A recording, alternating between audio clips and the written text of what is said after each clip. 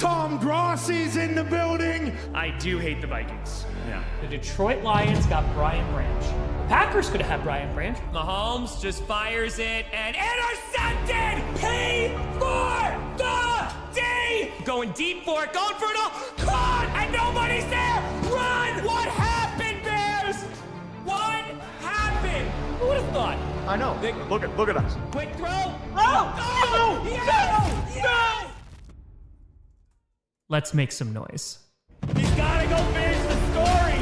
Oh my God. Wait, he caught that? This game is on drugs. Sorry, Wildflower just must have inhaled too much. Wide right again? Why would you do this, scriptwriter? Half a frickin' million people. We raised a frickin' $1 million for charity. The NFL Fan of the Year is Green Bay Packers fan Tom Grossi.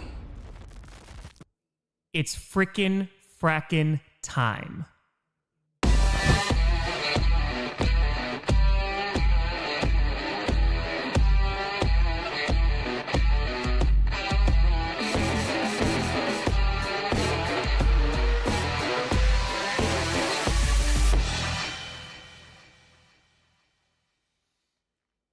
Grossi Posse Packers!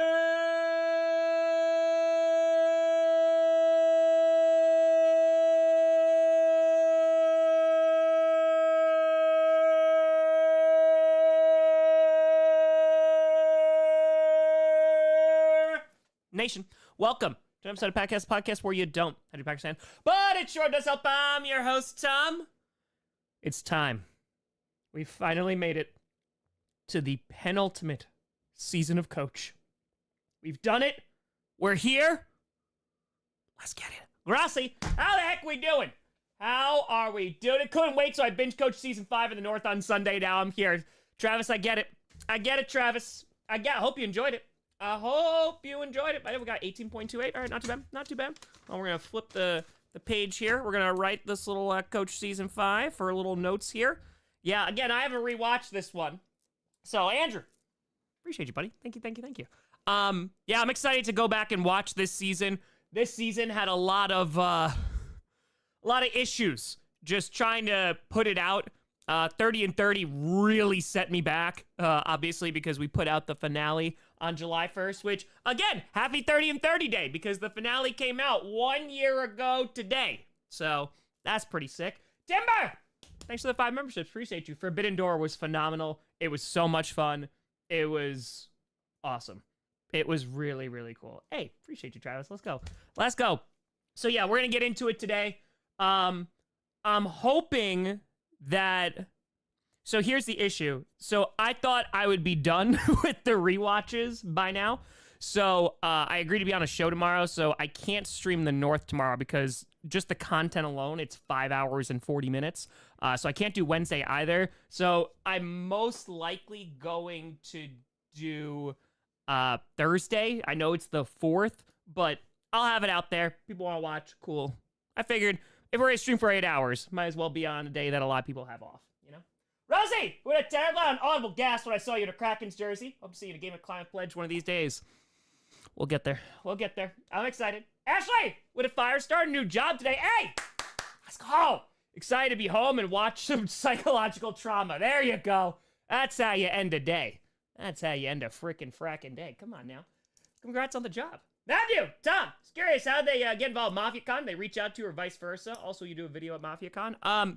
Yeah, so Dell, who's helping organize the event for 26 Shirts, who I got to know through 30 and 30, he reached out to me and texted me a little bit ago and asked me if it was something I wanted to be involved with.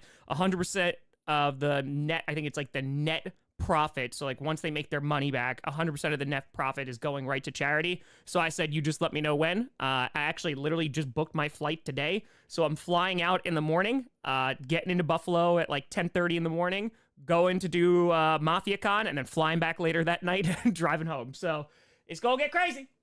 Potentially a video. Yeah, I'll probably record some. Ryan, with a fire, sitting here on my 2nd week of paternity leave, my sweet baby boy. So happy to have your streams to watch. Can't wait for your next fundraisers. Let's go, Brian, and congrats. Congrats on the addition to the family. Let's go. Christopher Tour, why the Kraken? Great choice, by the way, because I've told this story. Literally, it was because I saw a plushie, and it was from a few years ago, and I was like, oh, that's adorable.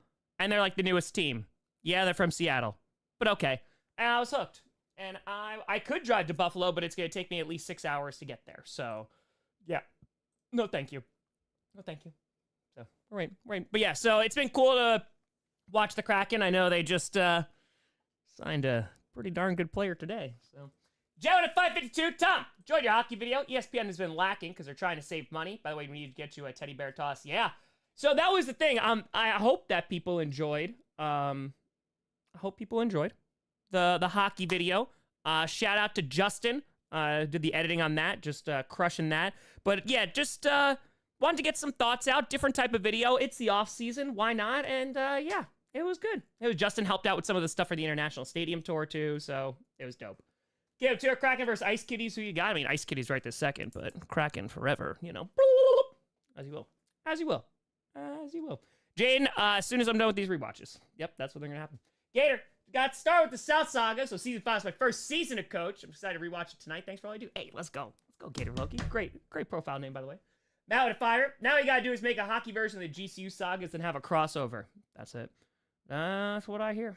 That's what I hear. I was going to do a, if the NHL was scripted, but I just want another year of like learning more about the sport to be able to really land those jokes. Linda, thanks for the membership. I appreciate you. So yeah, we're gonna stream here. So this was a challenge because 30 and 30 pushed everything back. I originally was gonna have it be 8 episodes. There was 2 episodes that I was gonna plan out, and one was gonna focus on the South characters. Unfortunately, I kind of just ran out of time when it came to that. So it was condensed to 6 episodes, and the length is not, and please correct me if I'm wrong, the length, like in terms of minutes, is not too far off. There's one episode that's under 10 minutes, which is the first one in a while, but it's also one of the most action-packed and graphic episodes, I would say. But yeah, you have a 20-minute episode, a 15-minute episode, 9-minute, and then another 16-minute episode, a 26-minute episode, and then a 35-minute finale. So, oh yeah, it's pretty good. Yeah, they kind of represent their colors a little bit of their teams, tiny bit. So, yeah, no, I'm super excited to get back into this. Again, I haven't watched this back since the premiere, so since last year. And yeah, it is the episode 1. It's the Gavin and Jerry episode. That's their name together. It's Gary. So that's it. Oh, there you go, Den. Yeah, the accessibility is a nightmare. I mean, unfortunately, that's just kind of where it's going with every sport. But yeah, we're trying. All right, so that being said, let's frickin' frack and get it. The start of season 5, and this was a long wait. Because what wound up happening, of course, you had the season 4 finale where somebody's coming back. It's either going to be Tom or it's going to wind up being Chamas. And there's some allusions to that, or it kind of hints throughout the South Saga. And I knew that it was going to be revealed at the end of the episode. Even though the first episode was always going to be about Jerry and Gavin, because those were 2 characters that I wanted to revisit. And I thought it was really important because when you introduce anger at the end of season 4, I really wanted there to be, I really wanted there to be like, hey, this is who this character is. And I think the first 3 episodes really kind of established not only anger a bit, but they also reestablish Lamy. Because the last time you saw Lamy, he's just like chilling there in the void with anger. And you're like, uh-oh, like that's not going to go well. But then you kind of see where things are going, and it makes sense narratively why they're going to wind up teaming up a bit. Bacon says 4, the E-Saga came out first week of 8th grade, now heading into senior year. It's okay, Grandpa Light Brown Tom. Come on, man. Come on. Oh, God. So, Bacon Man was a drop-kickable middle schooler and is now about to graduate. It's beautiful. I'm also old. Also, next year's a 10-year anniversary of Podcast. So that's how you know. That's how you know. So, yeah, we'll see how it goes. We'll see. But that being said, that's it. Listen, I've been loving hockey. I want to like also. Tom is very old. Thank you. I want to be like really respectful. I'm really respectful of like the other sports that I'm not 100% knowledgeable in. Like the NFL, I like to think I know a good amount of the NFL just because I watch so much content. And I was like, okay, I know fan bases, know teams, all that, players, all that great stuff. But hockey, like I'm still trying to learn, so I don't want to like make a joke, be like, that's so wrong. So just give me a little time. Just give me a little bit of time. Little bit of time. Tell me about MLB. That'll probably be the last one if we do that. All right. So let's do this. Bam. All right, let's set up this. Woo, Coach Season 5, baby. That's right. I remember the hype in the premiere for this. The penultimate season. It's a pretty dark season. Of course, Season 4 ending, where a choice got to be made. Anger is here. And let's frickin' frackin' get it. Come on, baby! Let's get it.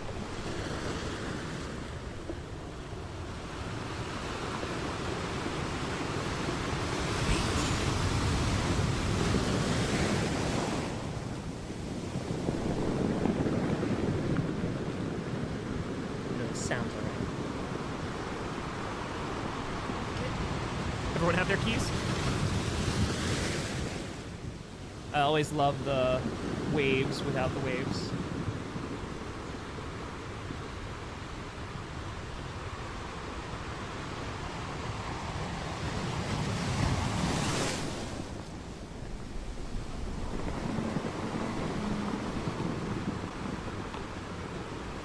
I once learned from a friend that it's difficult deciding on how to tell a story.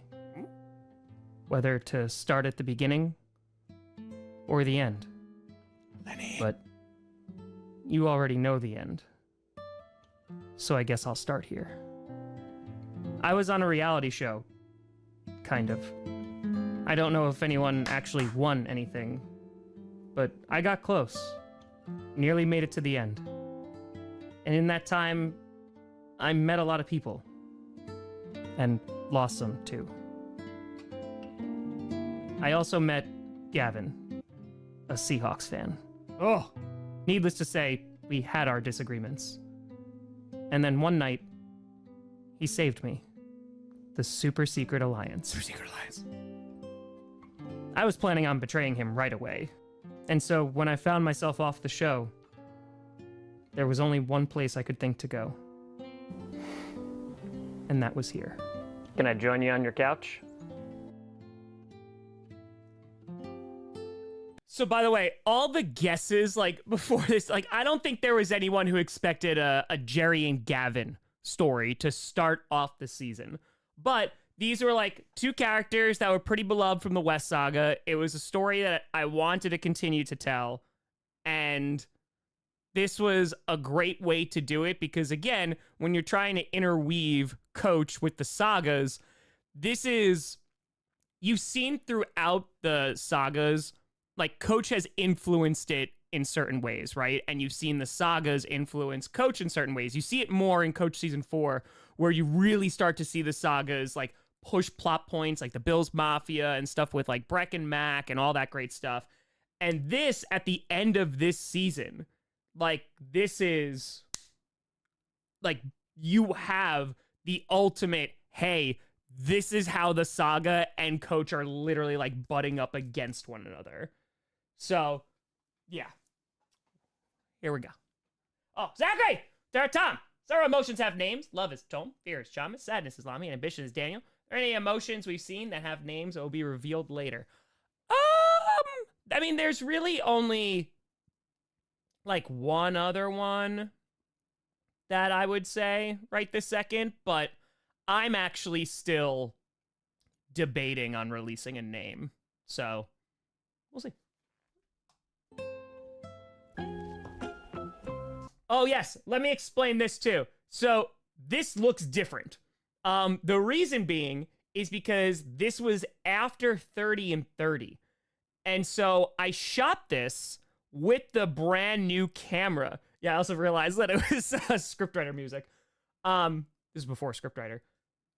I shot it with the other camera, and when I was looking, I was like, oh, this looks pretty good. And then also, you know, I wound up going back to the way it was just because I think like it was a little like too different. So I wound up just changing it after that. It's all like natural lighting.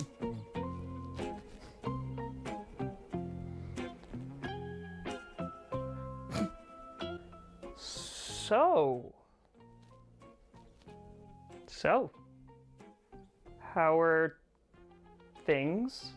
Things are pretty good, actually. All right, that's enough small talk. What do you want? You showed up at my house. What do you want? No.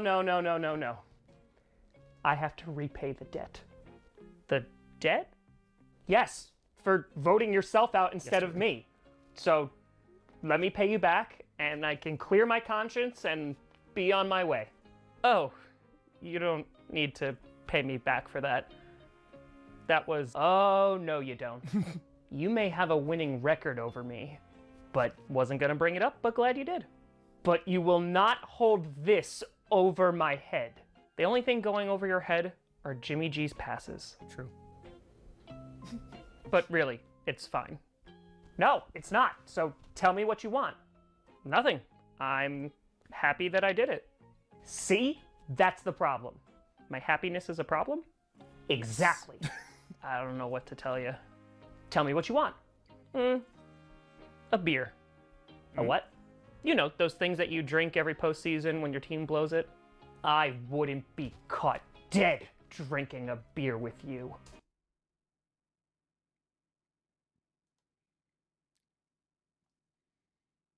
You sure? You sure about that? You sure about Sticks? No, I said it's 4, but I have to say it again. Series honestly helped me. Honestly helped me through so much during the most difficult time in my life. Now, an amazing moon for the rest of my life. Thank you. Hey, let's go, Sticks. That's you, baby. That's you. That takes strength, baby. That's you. Let's go. Let's go. Let's go. Oh, and a toast to us, of course. Not happening. But seriously, come on. What do you want? Beer. You can't just want a beer. And a toast. I'm not... Gavin, Jerry, that's not enough. You sacrificed yourself for me. You're being dramatic. I mean, the narrative just works, folks. The narrative, the storytelling just works. Ain't right? When Gavin and Greg share a similar love for alcohol, you ain't wrong. You ain't wrong.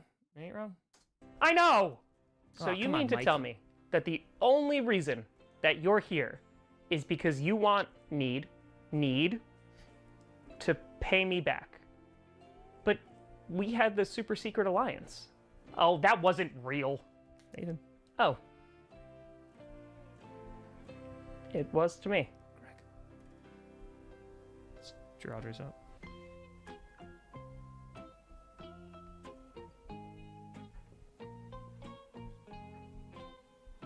Well, I'm not leaving until you tell me what you want.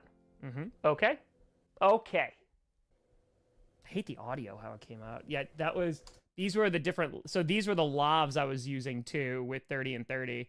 And it was just popping. I don't think the whole season's like this, though. But, that's the technical part. Come on, Tom!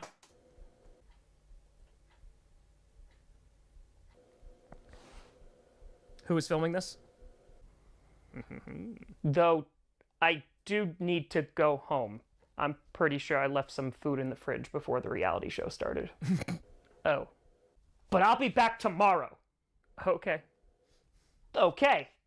All right. I'll see you tomorrow.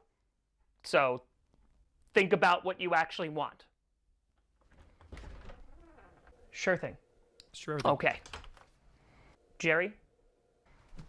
What? You forgot your keys. Oh. Thanks.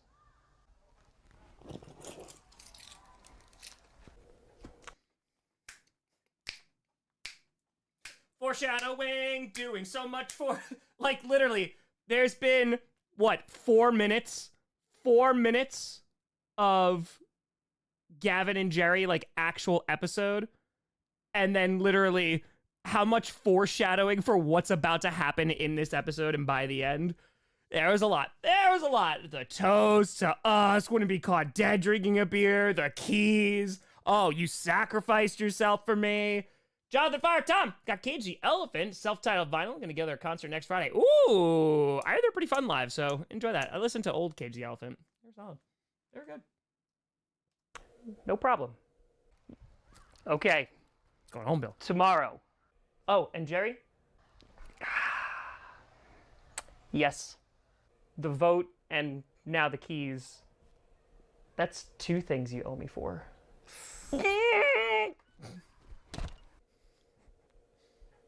I told Gavin I'd be back the next day, and so Hate the audio. that's what I did. I brought an overnight bag and cleaning supplies. I'm gonna clean your house and then we're even. Done. But I don't want you to clean my house. Well, somebody has to because it's filthy. True. Clean the bathrooms. Oh, you missed one. And after a day and night of cleaning, I was done. Okay, the whole house is clean. It's done. So that makes up for the voting thing and the keys. If you say so. Okay. Wait, what do you mean by if you say so? Roommates. Nothing. I just got to thinking, I did ask you to kick Lewis's ass before I left. I don't know where he lives, so that'd be difficult. And I mean, you're kind of right. Like, I did sacrifice myself for you. It's true. But I'm sure cleaning my house makes up for that. Maybe I can come back tomorrow and do laundry? Could just have that beer now. Never! Oh, audio Stupid peaking. door. Come on. Jerry. What? You forgot your keys again. Keys. Can't forget the keys. And then I came back the next day. I'm here to do laundry. It's a pain in the ass to shoot, by the way. I also brought some work to do. Okay, I'm leaving. Keys. And for a while, I kept going home. And then the time between leaving got longer.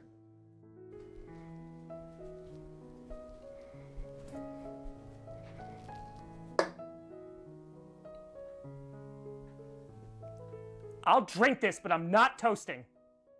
And at some point, it felt like I was already home. Jimmy Garoppolo to the Raiders, huh? It's crazy. Crazy, crazy. Do you know what he likes to eat? How should I know? You spoke to him. You were on the show longer. I figured maybe you talked about food one time. The man talks in Shakespeare quotes. What did he say when you spoke to him? Let's go. As soon as that happens, yeah, because I gotta catch up, Dean. That's the thing too. As soon as that line is said, the chat was just like, "Lenny, my boy." Lenny and Brett. He said, and I quote, "Do you have a large cardboard box?" Oh no. My friends, fate has brought us together once more.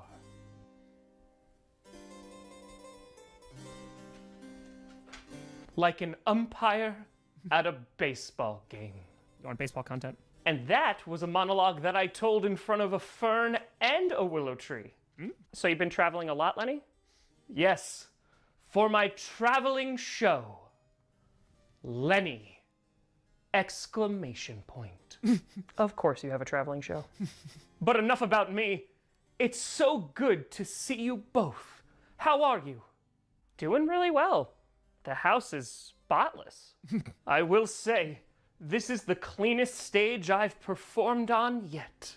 Well, you better learn how to do it yourself, because once I'm paid up, I'm out of here. Gone. Oh. Oh. I'm sorry. I just thought that, well, Gavin mentioned that I was going to learn how to clean after Jerry left. It's true. I mentioned that. Yep. If you'll excuse me. 1 second.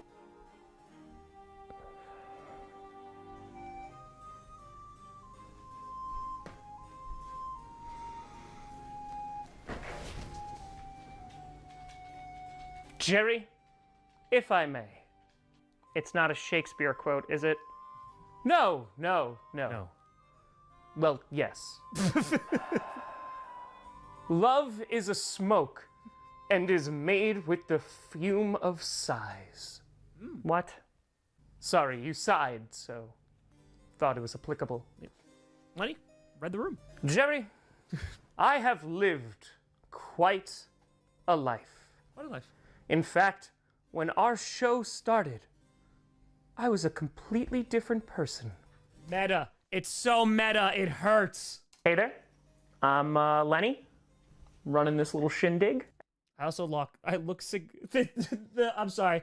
Can we, real quick, can we go back to pre-30 and 30 Tom, post-30 and 30 Tom, pre-30 and 30, post-30.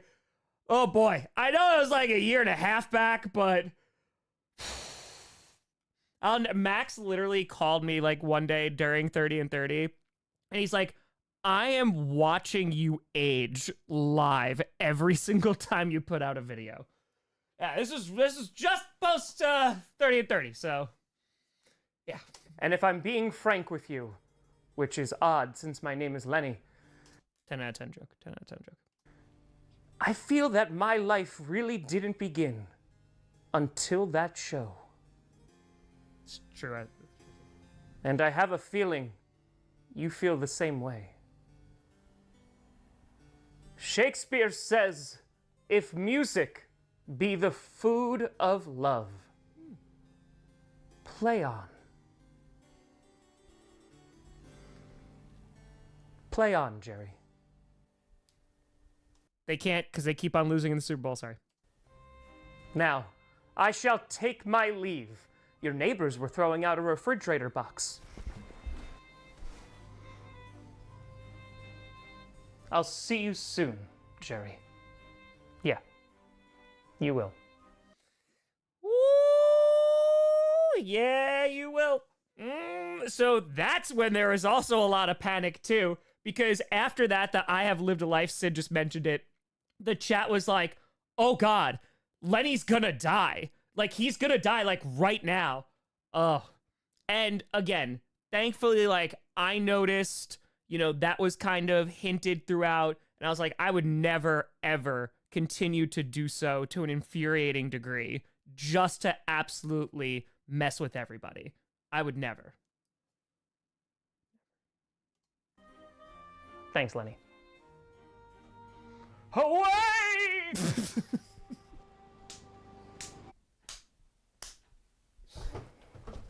Away! Messed up, Jerry. Heading out? I think the house is clean enough. That's right. What you got, Jerry? 10-point lead? What you needed for I'm not blowing really the in the mood for a beer.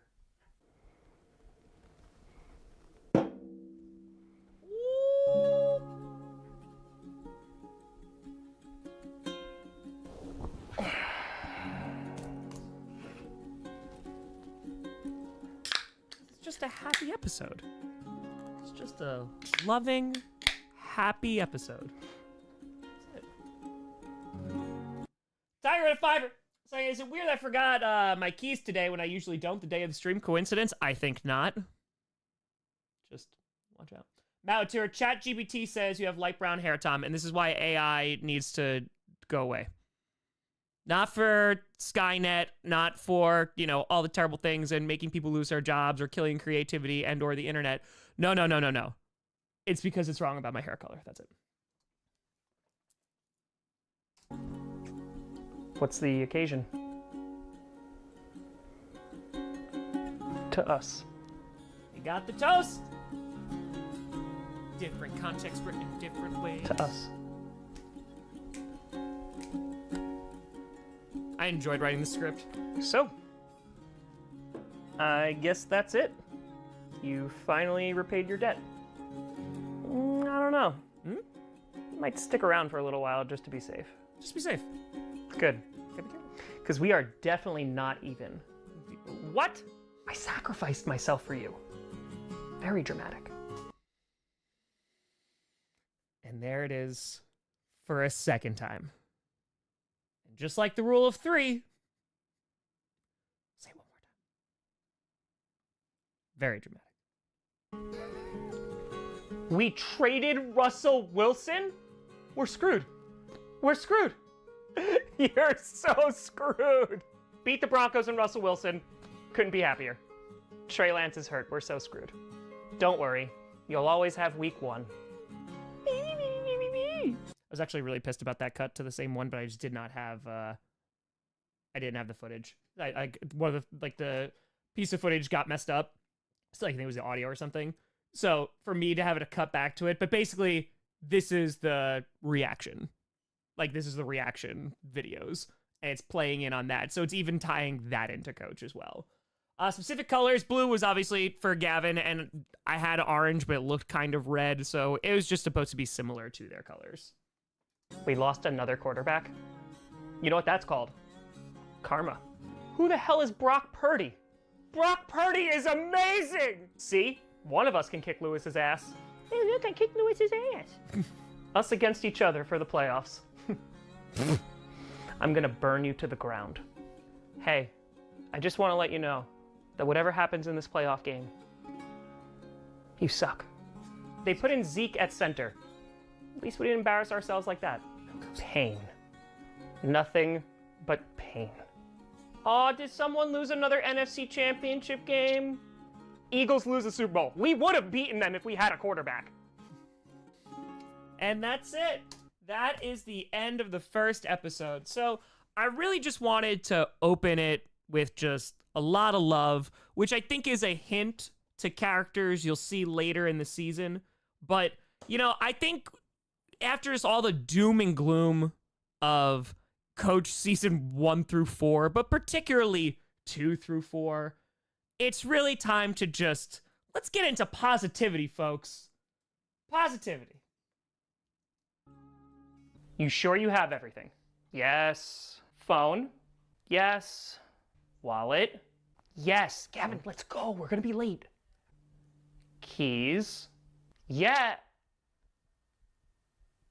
Keys? I'll be right back. What happened to we're gonna be late? We're fine.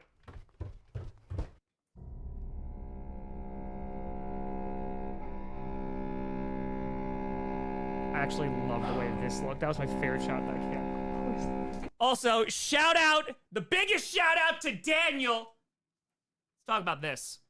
So, Daniel, absolute legend, reached out to me and was like, I can make there he is, let's go! The legend, the legend. So Daniel reaches out to me and says, I can make music for this. And I said, oh? So for Anger was like the first thing I really, really wanted. For Anger, I wanted cello. I love the cello, like, so much. So much. And I think it could be like a really like beautiful, like peaceful sound, but it also could be like a really like dark, slow building of tension. And that's what I wanted for Anger, because like to replicate like that slow rise and that slow build to Anger. So there you go. Got help from Universal. Let's go. Let's go. And so this is Daniel's wonderful work accompanying this, which makes it so much better.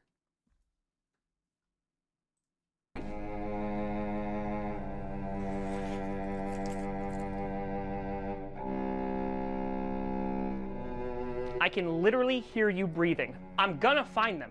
I promise. Jerry, I found your keys. Jerry? I swear, we're never gonna be even because... We're never gonna be even.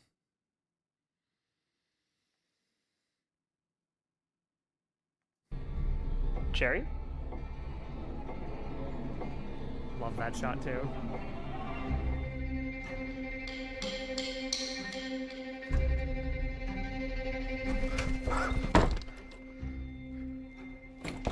Jerry? Jerry, open the door. Gavin, go out the front door and go get help. What? Jerry, open the door! Gavin, there's someone in the house. Go get help. You're an idiot if you think I'm... Gavin? Go. Jerry, this is not your way of paying me back. I'm not leaving you. I'm not planning on sacrificing myself today. Okay, it's fine. Trust me. Trust him. Just gotta trust him, guys. Super secret alliance.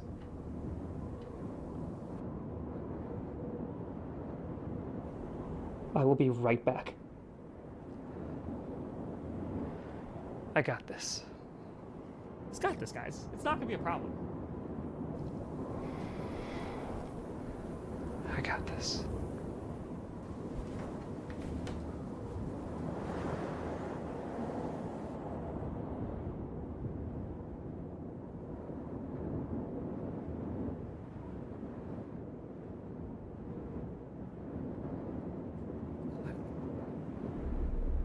I love the sound effect.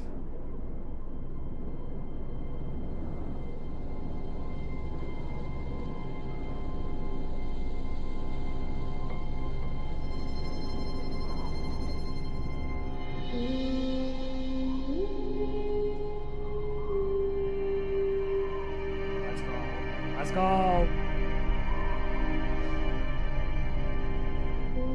Jess in the background. Let's go.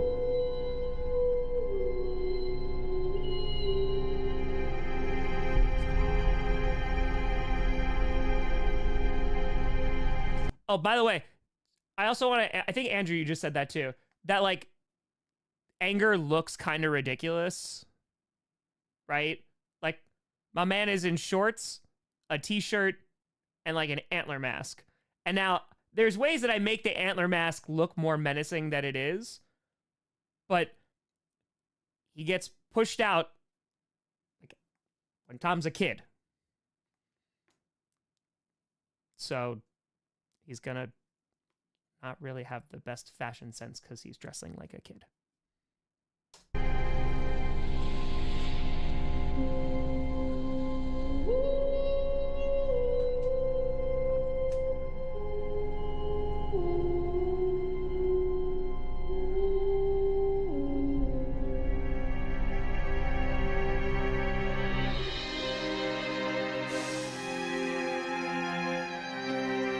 Where's Jerry? Jerry! Feed.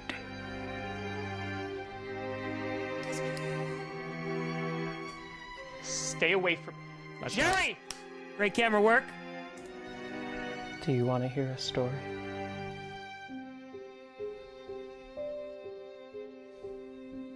Oh, why was Junior rolling up his sleeves? Come on now. So we're in agreement that we are not working together. Definitely in agreement there. Good. Because memories. the thought of us working together, yuck. No thank you. Yeah, could you imagine? Ugh. Gross. Yeah.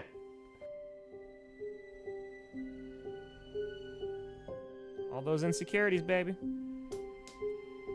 Come on now. Should I? No, he's not here. Oh. We keep looking.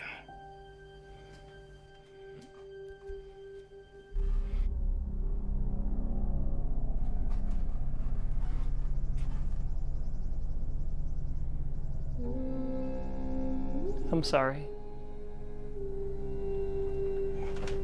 Little, like, just genuine there.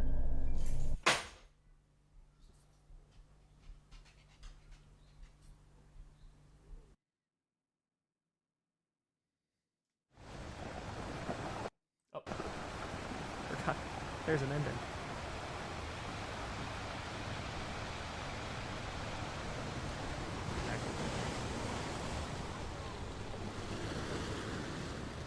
That's my story. How about yours? Yeah, why is there a voiceover?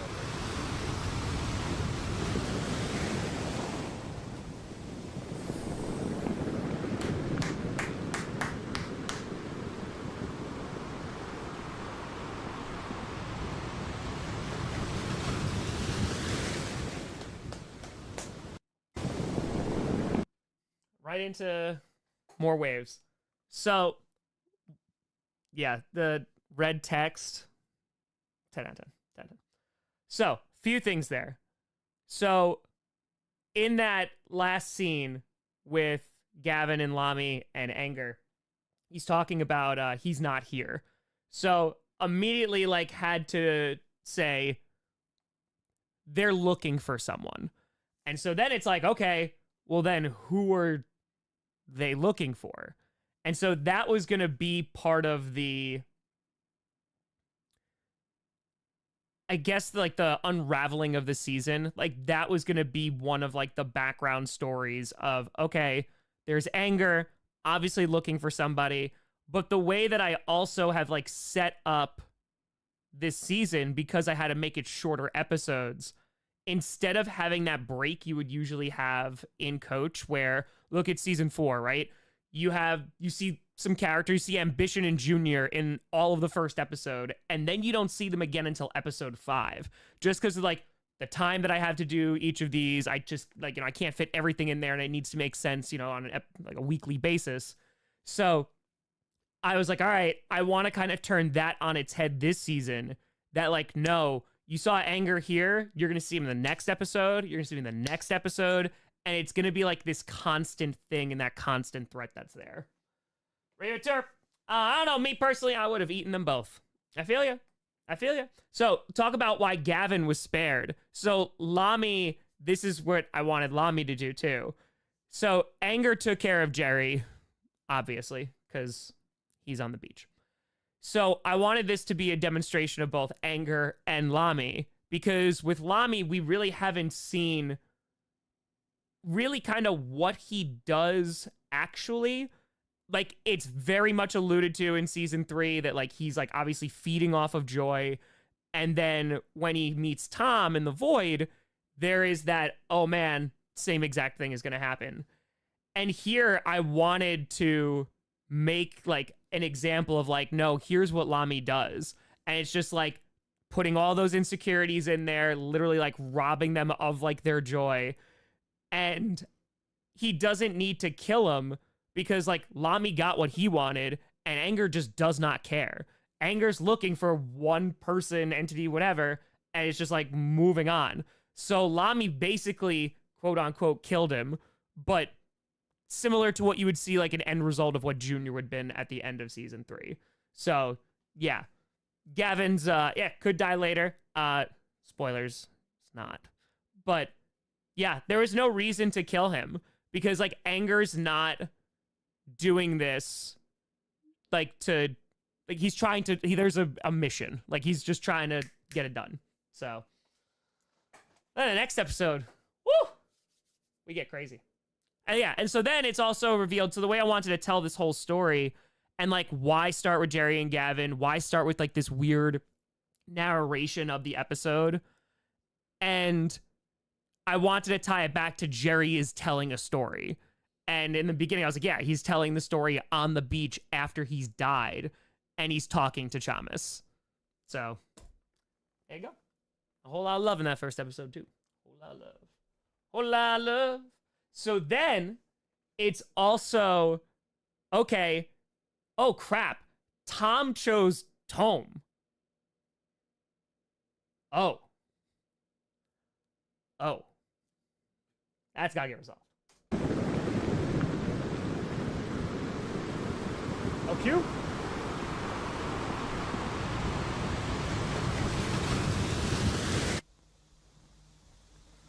Ooh, that cut, that transition. We hate you so much. Wait, you told me Dad left because of me. Day after day after day, it's pick on me and pick on me. And you know what? I'm sick of it. Frederick, we're ready for you. Also went back to my old camera there. I think this does, like, the outdoor scenes with that other camera look great, but I think that the look of this is so much more Coach, if that makes sense. So Patrick is getting the other recruit now. Okay. Thanks. I'll be right there. Okay.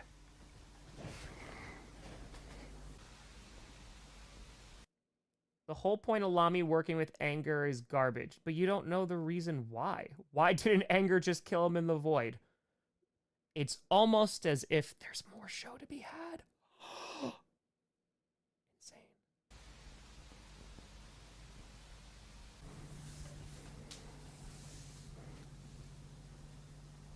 Yeah, Bill, the usual camera. Do we want to get started, or do we want to wait for Patrick and the other? We can catch them up. Okay, great. I'll get us started. Welcome. It's Also, hold on. Now, literally Anger and Lamy have been together for one episode. If you were watching Coach, you had to wait years for resolution. Years. Years. I mean, literally 3 years, 4 years, 2 years. You only gotta wait a year if this is what you're doing. You fine. You fine. You're gonna be okay. Good God. That's why the OGs, they're like, oh, we've been through it. We've seen the streams, the bedtime stories, the reaction videos. We've combed all the evidence. It's not every day where we get a new recruit, let alone 2. I'm sure you have lots of questions, and I'm happy to answer all of them. I love that. First off, my name is Alan, and this is something that we do for all our new recruits.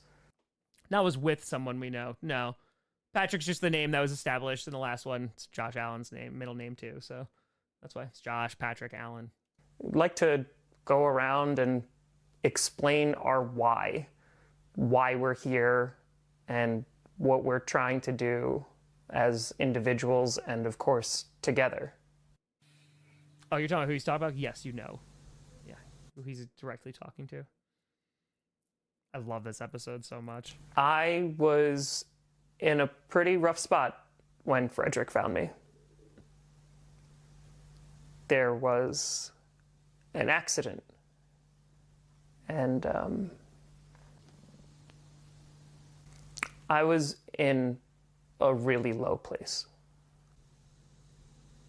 At that time, Patrick was already with Frederick, and together they showed me that my pain,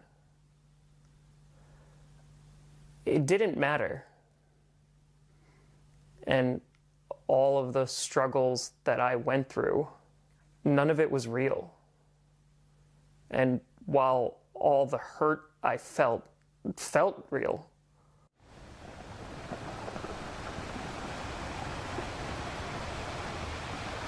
I just have to remind myself that it doesn't matter. And that saved my life. So, that's why I'm here. That's my why. Still. I'm happy to go, unless we want to wait for Patrick. You can go. Okay, my name is Josh. Welcome. I've been here for a bit. I joined shortly after Alan here. My story is a bit different. I was pretty successful. And when I met Frederick, he helped show me that it was all temporary and that eventually it would all go away. So I think there's a little confusion with this, and this is 100% my fault because I can see how it could be confusing. When I'm flashing back to moments of Frederick, some people are like, wait, are they all part of Frederick? Like what's going on there? So what I wanted to demonstrate is that when the other recruits are talking, this is what Frederick is thinking about because he's seeing those relations. So it kind of gives them a little bit of backstory of like why Frederick was like pulled to this one particular person and this person and this person to like bring them all together. Yeah, like what he's currently thinking about.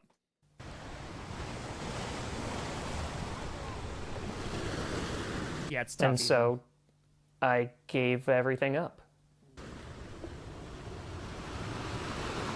And now I'm here. doing something that is actually important and meaningful. I'm helping people.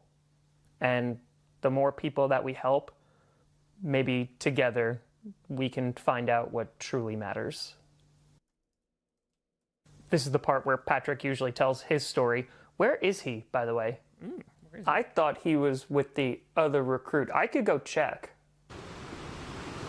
Probably telling his table story. He does love telling it. Frederick?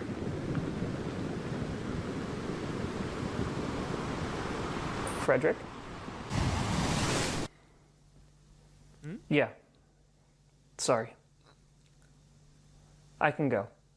Do you want me to go get Patrick? No, it's okay. Sorry about that.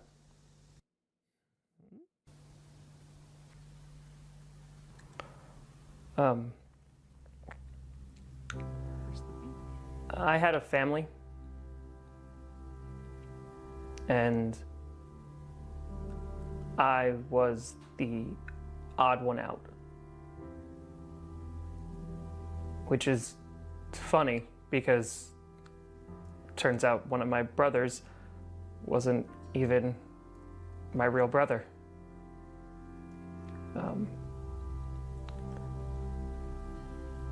I'm not sure they even liked me. Oof. Ever.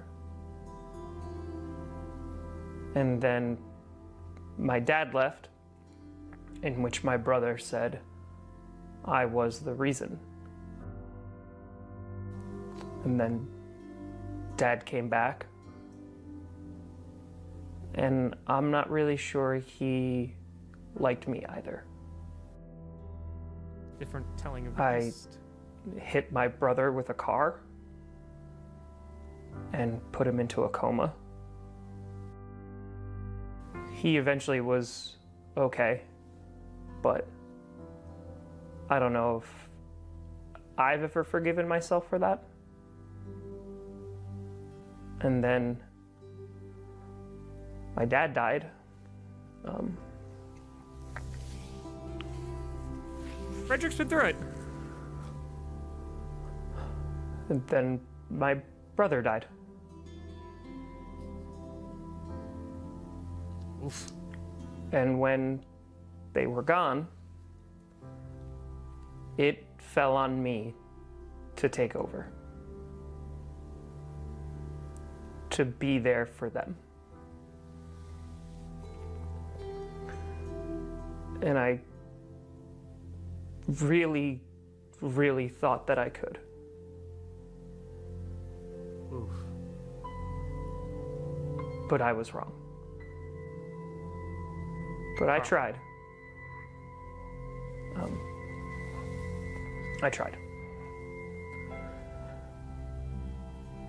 And then I met him. I saw him do things that I couldn't explain. And after that, I couldn't go back and pretend anymore. He looked like my dead brother.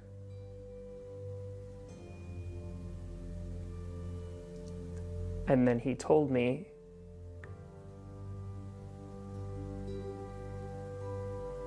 things.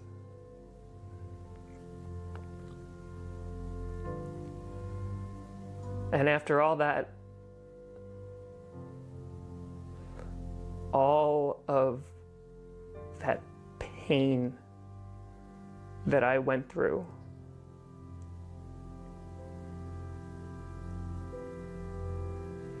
it was for nothing.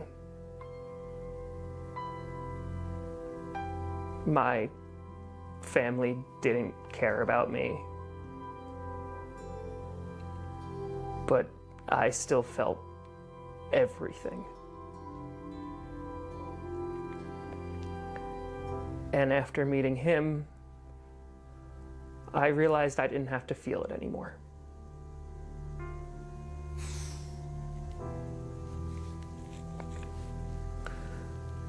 So I left. And when I did, I felt something that I thought was heartbreak.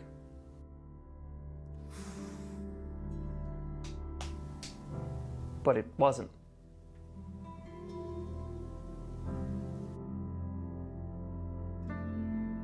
It was freedom. More insulation.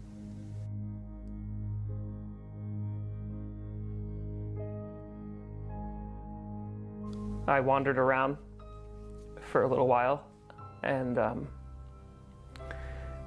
that's when I found Patrick. And now we're here.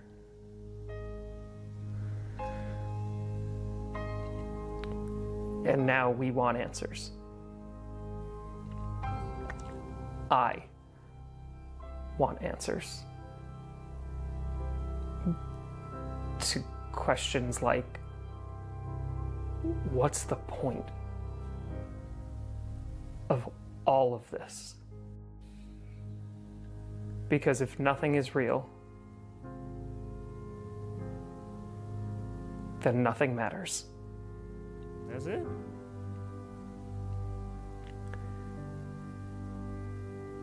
And so now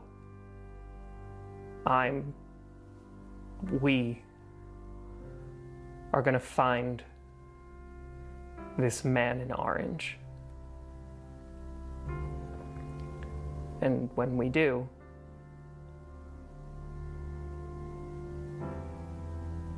we'll get our answers. So yeah, Doesn't even know his name. that's my why. When So, this was a really, really important episode that I needed to do in season 5. I needed there to be, like, here's why Frederick the character, like, really matters. Because, of course, like, he has his arc in the East Saga, and then he kind of wakes up, and then, like, goes to the Bills Mafia, but you see just kind of, like, glimpses of that. And so, because you don't see a ton of it, like, there needs to be kind of a retelling from Frederick's point of view, because, like, he is an important character.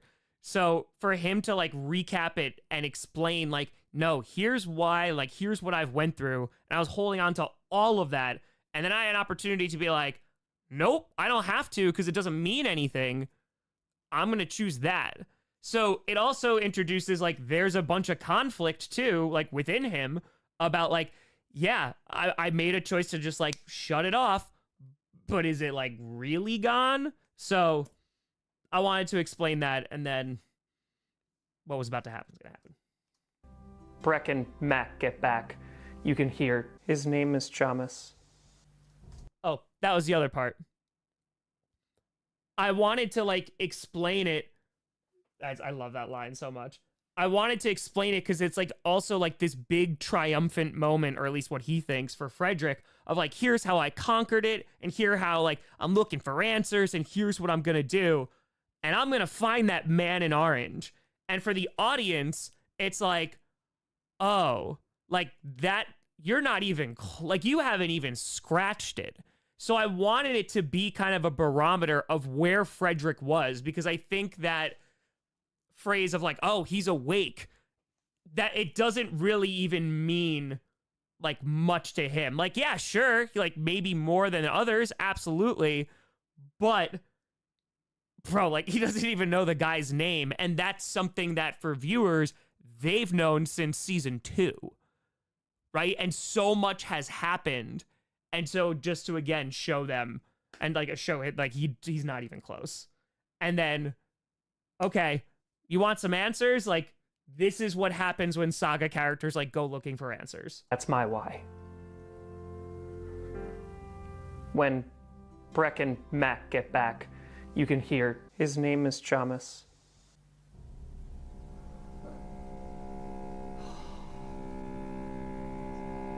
What? The man in orange. His name is Chamas.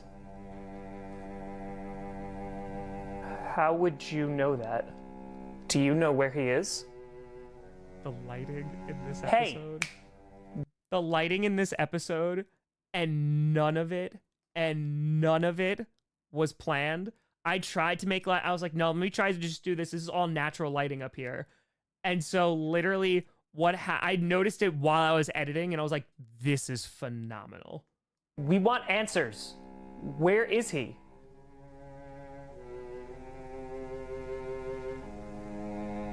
You'll see. Oh, oh. What? What do you mean, we'll see? Are you... him? So again, first of all, Lami in a completely different light. Like, this is also like what Lami could be. You saw this during season 4 too, like in that brief interaction with Tom. You've seen it a couple times with Junior. But this also is like establishing Lami, also the company he is currently keeping, also is literally like draining people, just draining it. So getting stronger as well. And just to kind of use Lami as like, no, like he's also a significant threat. Like there was a reason why Ambition was super afraid of like Lami ever getting out, right? I'm sorry, not Ambition, Chamas was very afraid of Lami getting out. And even when Ambition comes back, like he is too, because he tosses his ass right back in there. So, But again, sorry, the point that I was trying to make is that Frederick literally is like, are you him? Like, are you the guy in orange?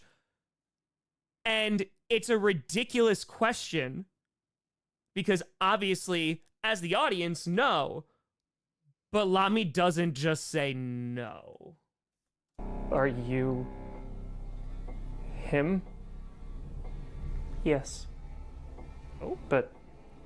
no. I'm not who you're looking for. Listen to me. You're gonna tell us where he is. We're choosing to be friendly. Wait. Okay. You want to know where he is? I can take you to him. Oh, boy. Good. I'm glad that we understand each other. You don't.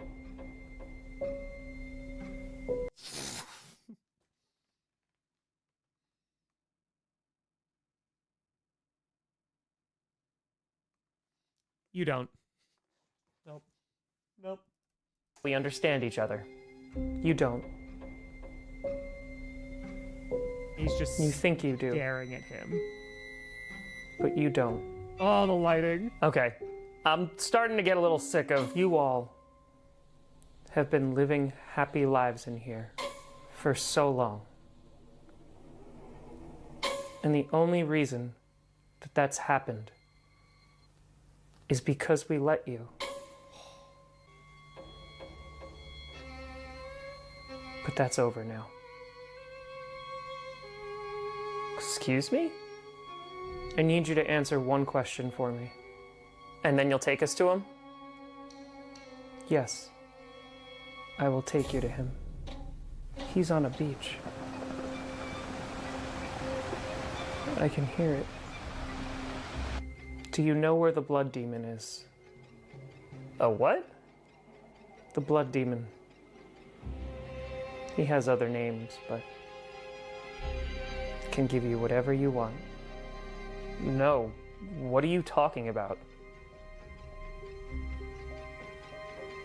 And you.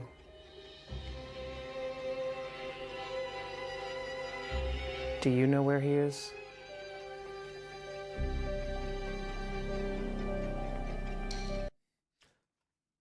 Why can Frederick hear the beach? He's scared. Yeah, that's a little bit of it, but more so, this is like kind of a spoil. I don't know. It's not like the worst spoiler. I could just tell you, like it's okay. Don't spoil. It has to do with Chamas. Like it has to do with what happened. Like when I mean, it's something that already happened, but it's literally going back to the conversation when Carl changes into Chamas in front of Frederick, and that's kind of what wakes him up. So there's something. There's something. No.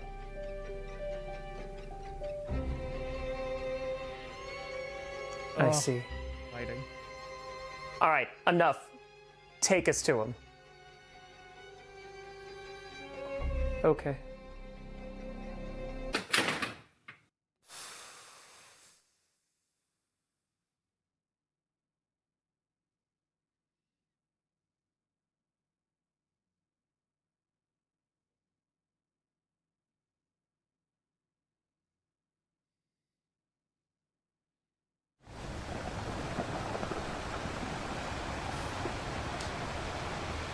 Let's go!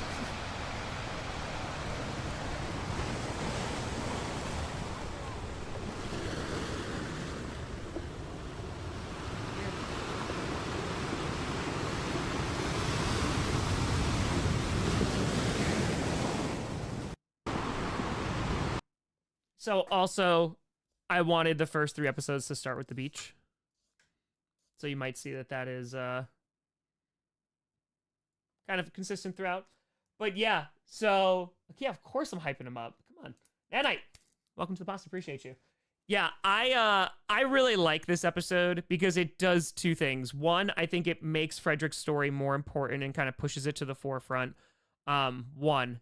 2, it establishes like the mafia a little bit more, their story, what they're looking for, just to be a little bit more concise. And then it builds them up to where they are awake. So you know where they are in the grand scheme of things, which is still very, very, very shallow.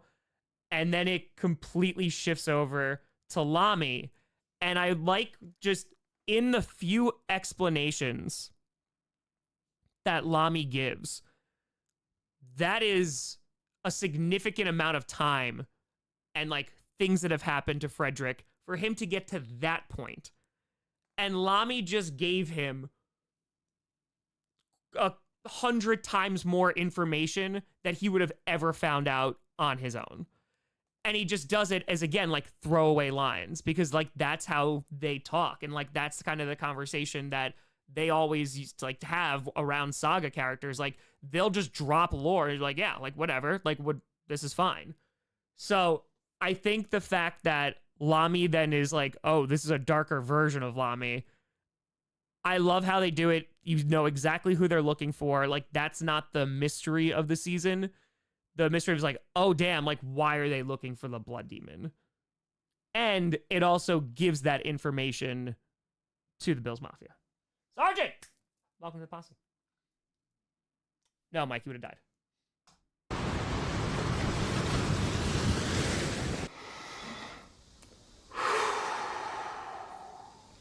Okay, Patrick.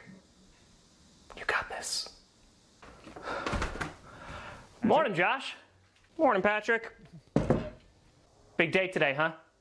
Yep. Breck and Mac should be back with those new recruits today. Excellent. Do you need help setting up? No, I think I'm good, thanks. What about you, Alan? You need help? No, I'm good. Gonna go get Frederick in a little bit. All right, I guess I'll go out and wait for them. Always good to meet the new recruits. Yeah, come on, Patrick. He's gonna tell the story. He's got him. Yeah, you'll never pass up an opportunity to tell new people your table story. It's a good story. It is. It's a great story. Well, I guess we'll just see what the new guys think. Come on, guys. Yeah, if you give them any time to speak. Lovable.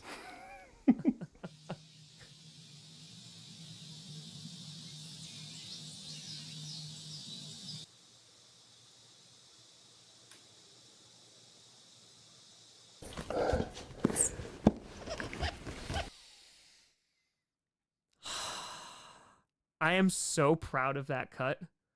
I am so proud of that cut. Oh, we'll see. Dead. So, I would use that kind of cut again at the end of the North.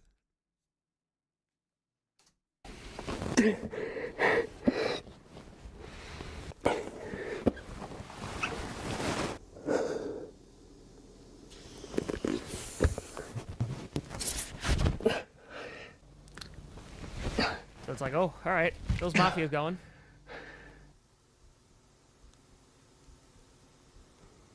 Alan, you gotta run. Oof. Alan.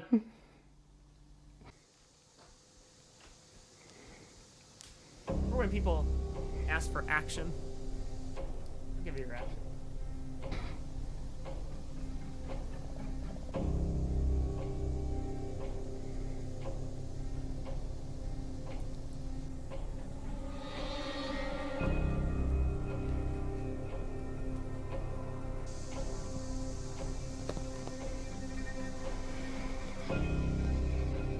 Run the show, baby.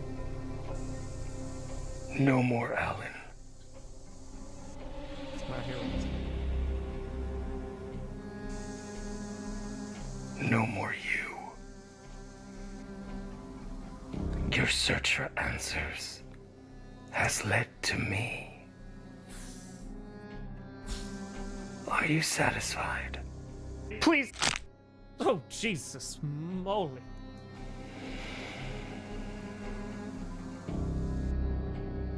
Satisfied? Where is the other? He ran.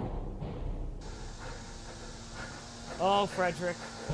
Does he know where desire is? No. They know nothing. Also, again, Frederick, I have learned through all this trauma and pain and suffering and experience. No, they don't know anything. So that's also gonna be like confirmation bias of like nothing means anything. Like even what I know or I thought I knew, again, I know nothing. So just like LQ said, like again, completely and totally shattered as a person. He means nothing. Nothing.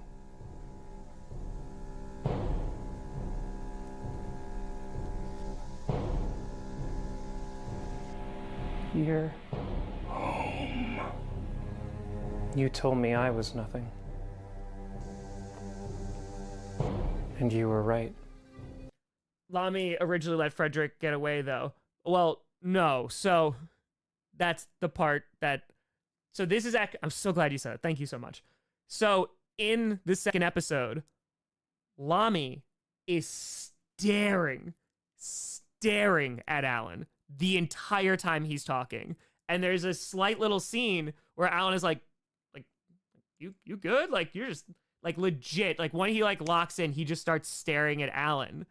Because that's, like, the intention of, like, he's going after him first. So while he's jumping across and going after him, Frederick's going, Anger's taking care of that. You know, there's one too many people. One too many people. Yeah.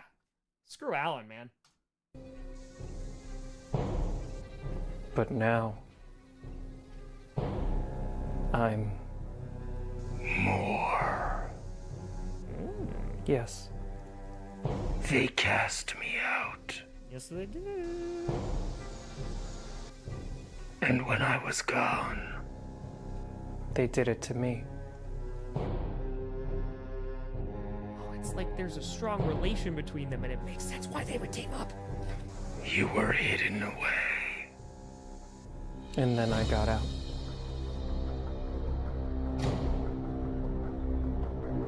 And look at what you've been able to achieve. Do you think you could feed me?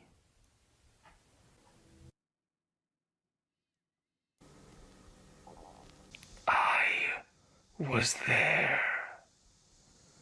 I saw you. So that's the other element, is that when Lamy, like, that's the context. Season 1, Season 2, Season 3, all of Season 4 till the end, Anger's out there. Like, he's out in the real world. So he's seeing Chamas. He's seeing Tome. He's seeing Junior. He's seeing all of them, right? But he's out there when Lamy's out there too. So it's like, dude, like, no one's giving you props for this. And I did that also intentionally because Lamy kind of became this secondary character too, and this was springing him forward. And it was like, no, like, dude, like, what you did during season 3 for Anger, he's like, it's impressive. Like, you basically killed Joy. That's pretty good. He wasn't able to do it.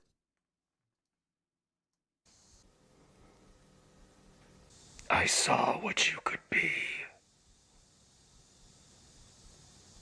And then he took it all away.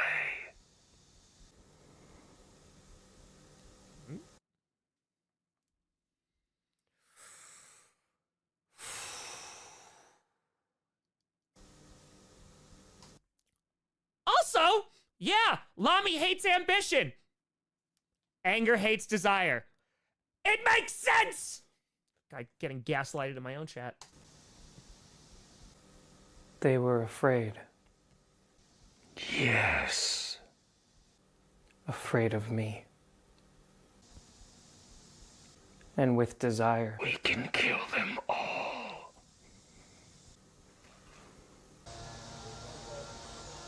Oh? But what about him?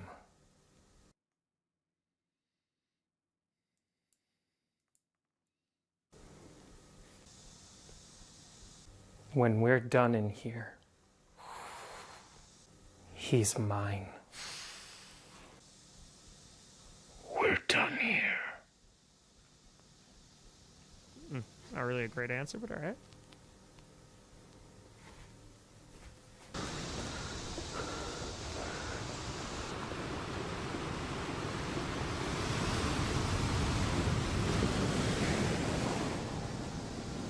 No. No more running. No more running. Let's go, Frederick. Backbone, baby. Oh.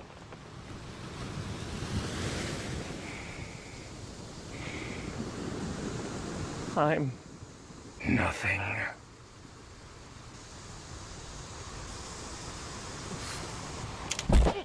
Oh, jeez Louises.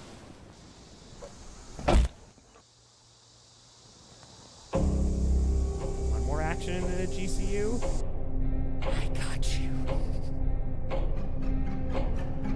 We upgraded. I looked up recipes. Let's go.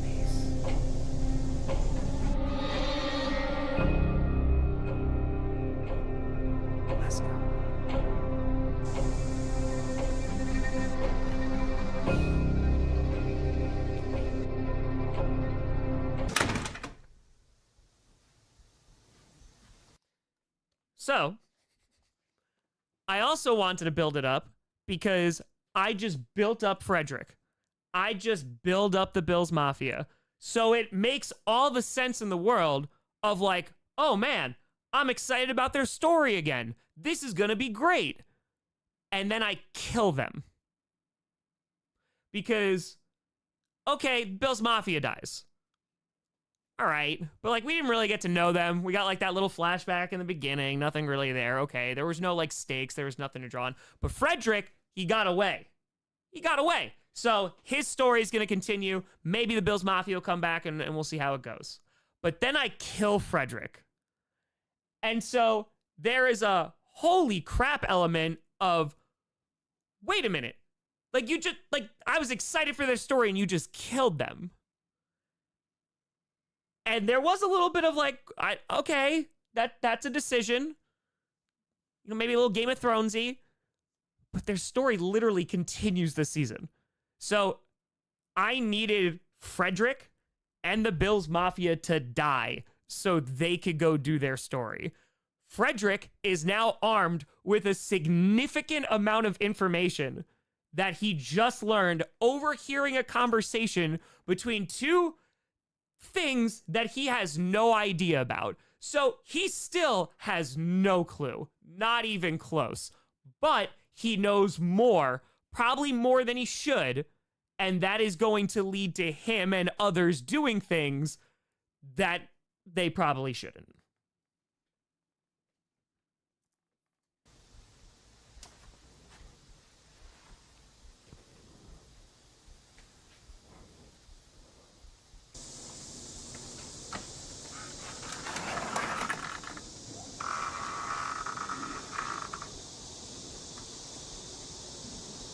Mac.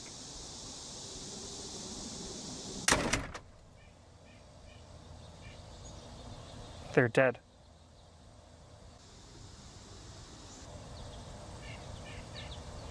They're all dead.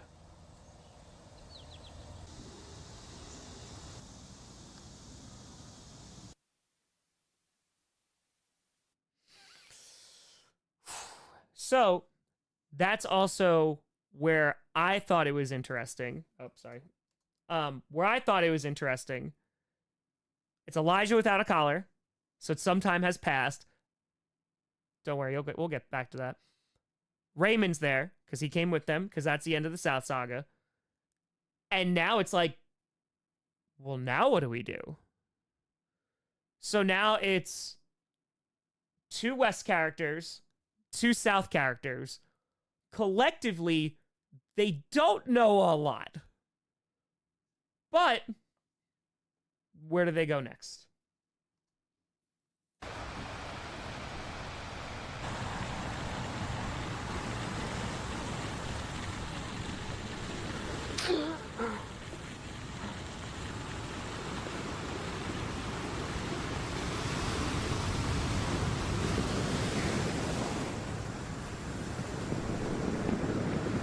Shocking on well.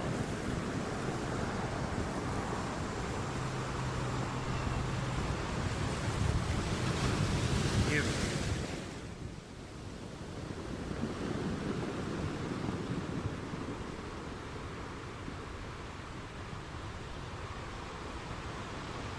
Son.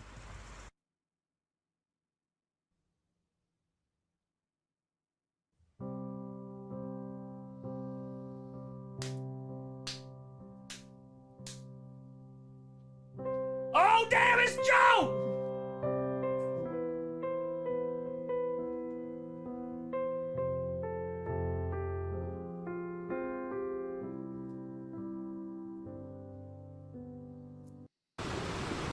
So, I love the end of that episode because that episode is also like pop, pop, pop.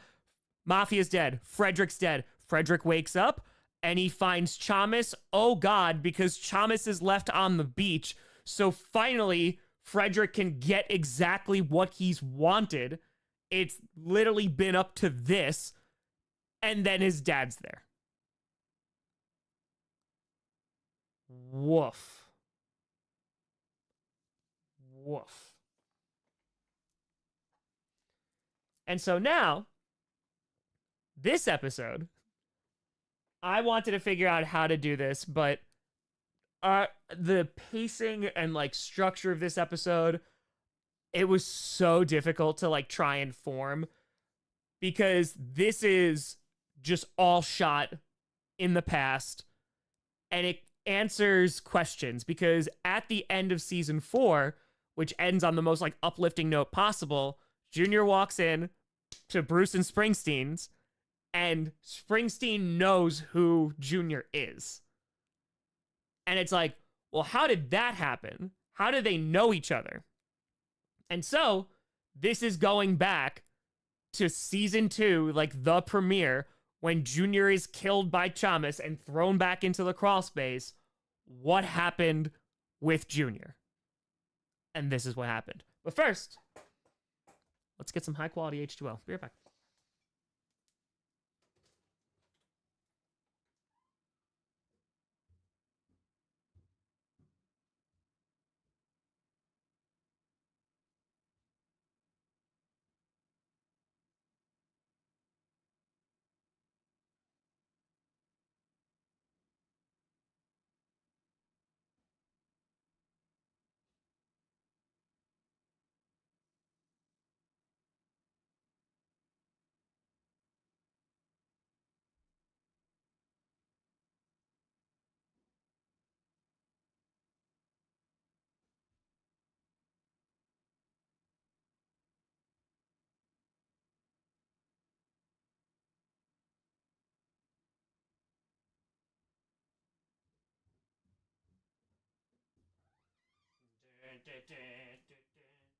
We'll see.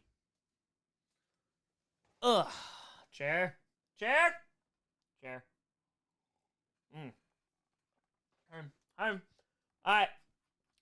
Let's frickin' do it. So, we've seen some episodes that are titled after their emotions. The Fear. Pretty good episode, if I don't say so myself.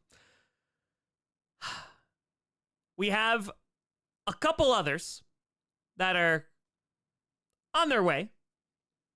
And here, this was going to be about the joy. So this was the junior episode.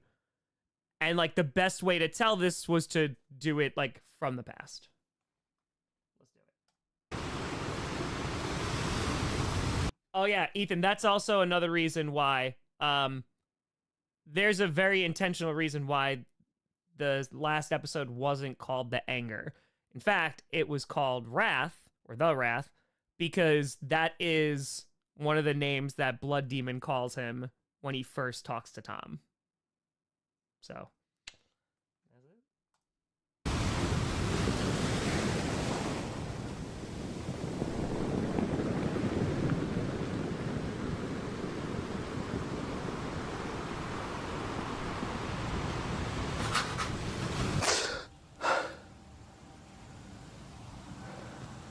There will be an episode called The Anger in season 2.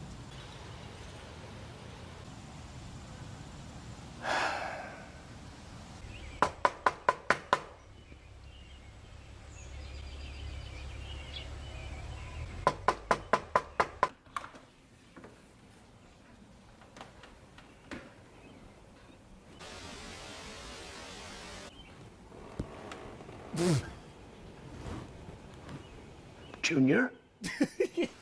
So, immediately establishing the tone of this. So, years ago, okay, when is this? So, this is literally the season 2 premiere. Tom gets killed by Chamas, chucked in there. Junior gets killed by Chamas, chucked in there. And so, this is what's going on in the crawl space during season 2 while Chamas is out there terrorizing Tom. Yeah, he got me too. Are Are you ready? We have to go back. come in. Come in. It's true, LQ.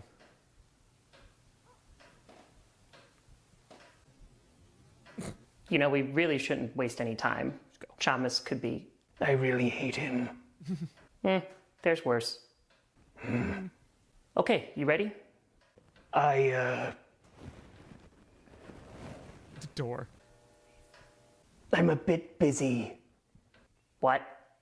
I just need some time here to take care of some things. Take care of some things? What are you talking about? Just some very important business things. Is that... Tom, we have to go back. I know. And we will. We will. It's just, I haven't been here in some time, and you've seen how I've been. And how he's been. Oof. He doesn't need me right now. We can't just leave him out there with Chamas. Can't? I'm not in any shape to fight. Are you? Listen, Junior. I need to feel like myself again. And if I'm being honest, by the looks of it, you do too. We can't just leave him. If we go out there right now, we're gonna get sent right back here. And you know it. So what do we do? Time. We need time. So we're just gonna stay here together? Oh God, no, you can't stay here. Linda and I have plans. What plans? There's 6 cases of Gatorade and 12 boxes of protein bars. Oh God. Because that's season 1 Listen. Tom. When you're ready, come back here. But When you're ready. You and I have been out there for a long, long time. You know how draining it is. We just need to feel like us again. I haven't been here, and I don't know when I'll see her again. So go. Find you. And I'll be here when you're ready. Okay. Now, do you have a rain poncho? No? Then you need to leave right now. Great. How am I supposed to find me? So literally, like, I had to go back to, like, what season 1 Tome was, and that's what season 1 Tome was. Like, we ain't gonna change it. Rose, Tara Rose, mails a box of Gatorade and protein bars for Tome after Linda. Tom, I don't know if I'll need these anymore. I had faith in Tome. I had faith in Tome. Protein bars are delicious, by the way. They were delicious. I stepped in Frederick. You stepped in what? Oh, sorry. That's what I'm calling. Great. Because I love this. Because you're gonna see a mood shift right now. Sorry, I was just taking a quick note. This whole idea that I wanted to set up, because that was something too of what would have happened if Tome and Junior like came right back out in season 2. They would have been wrecked because they've been out there for so long. They have like not recharged. They have not been, you know, able to kind of take a break. I mean, look at Junior, right? Junior's not doing well. You know, season 2, he comes back in. He's better because obviously Tome and Tom and Junior are able to defeat Chamas. But then season 3 happens where he's like completely screwed. And he's going to go back to Bruce and Springsteen. So this is going to establish this. Rosewood Terry saying also now he has a poncho. Still don't think Junior wants to stay though. Oh no, he doesn't want to stay. Don't want to stay. So you're going to start to see there's a larger story being told that like will really be laid out in season 6. But this is another example of something that has happened throughout the series. How am I supposed to find me? I stepped in Frederick. You stepped in what? I also had to go back to the old outfits. So these were the East outfits. It was the green thermal and it was the blue polo for Bruce. So I had to go back to like their OG outfits. Oh, sorry. That's what I'm calling poop now. I like it. I do not. No one asked. Not a soul. Don't be over there pouting. This is your fault that I stepped in Frederick. Which again is poop. I got that. How is it my fault? I'm glad you asked. Delighted that you inquired. You see, I was upstairs minding my own business. Not a care in the world. Okay. And then somebody, Frederick, that's you. I know my own name. Somebody left their closet wide open. How dare you? Oh no. And you know about my condition. You know? You didn't. Oh, I did.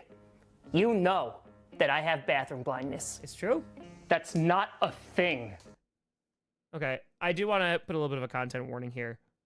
Don't let anybody tell you, right, and belittle a very serious illness that is bathroom blindness. Bathroom blindness impacts exactly 1 out of no people per year. And they could just, you leave a closet door open, the untold horrors that could happen. Adrian Fire! Stop! Hope your day went well. How'd you come up with the names for the different emotions, and who's your favorite emotion to act as? Ooh.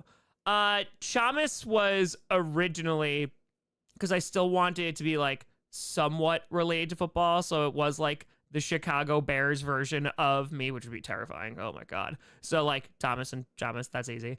Daniel's my middle name, so for the whole ambition aspect. Tome is a Viking-sounding version of Tom, so again, still idea with Chamas. Lami, like lions, and with the Lami, so, and it also completes the entire circle too. And Junior is more for like the the joy aspect of it. Travis! With the 20 freaking fracking memberships. I appreciate you. Thank you, Travis.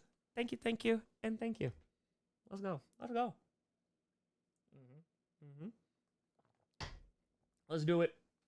All right, but anyway, if you have bathroom blindness, seek help. Also, cancel Frederick. He's not sensitive to it. Gotta go. It's a thing. Ableist. Thank you. So, I Fredericked in your closet, and now coming downstairs, it appears that I have also stepped in Frederick. Which again is poop. Oh, favorite to act. That's correct. Favorite to act is Chamas. Chamas and then Ambition. I got it.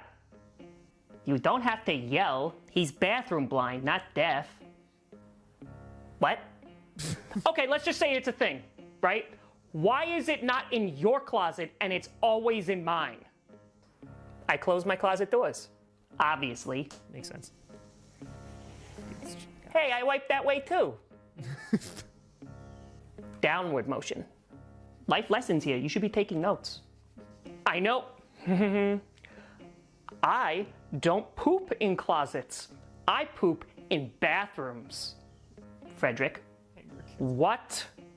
Oh, no, I'm correcting you. You don't Frederick in closets, you Frederick in bathrooms. Because Frederick is poop. So the moral of the story is, you gotta clean your closet. Why do I have to clean it? Because there's Frederick in it. I feel like I just explained this. You did. He did. But you shouldn't be in the closet. You bigot. I'm going out. Cancel. Oh, while you're out, pick up some socks. Do you actually need socks? No, but you do. I do? Sounds like there's some Frederick on your socks. Jeez, who Fredericked in that guy's closet? That would be you, Springsteen. Oh, yeah. Okay, first of all, yes. Second of all, we had to go back to like OG Bruce and Springsteen too. So this was before the East Saga. So this is like also gaslighting, bullying Bruce and Springsteen. It's hysterical, but it also is like Frederick's been through some stuff. Like, yeah, Bruce and Springsteen absolutely suck towards him. Absolutely do. So I think that to have that interaction and go back to it, one, it was really, really fun. But two, this is what Junior is walking into, right? And I also love this because, like, this adds another element to Frederick's backstory because Frederick meets Junior, who's literally, like, now Frederick literally has met 3 that we know of. Junior, about to happen. Chamas, done. Lamy, 4, excuse me. And now Anger, too. So he's kind of, like, seen all of it, and he didn't even know. So, like, again, just showing he had no idea what he didn't know. I can't do this anymore. It's just every day there. Sorry, didn't mean to interrupt. Oh, no. Yeah. And Tom, thank you. Look at that. Literally. Frederick's going round and round and round. Sorry, I just. This is like a deep cut Easter egg. So if you've been around for like since the very beginning, or you like caught up, so with bedtime stories, that features Junior. So it makes sense that like Junior's like theme is gonna be from bedtime stories. Come on now. Felt. Sorry. Never mind. How can I help you? I'm not sure, actually. Oh. Are you okay? No. I don't think I am. Well, we can help you. There you go, Frederick. All I'm saying is that online jujitsu classes are an investment. An investment in what? Jitsu? Hey, this is... Did you get the toilet paper? I mean, socks? No. Everyone, this is Junior. Frederick wants to help. I like him better than you already. 1,000,000 times better. Okay. Hey, are we related? No, I don't think so. Do you want to be? Do you want to take his place? Because I swear, it's like him and I don't even have the same mother. You don't!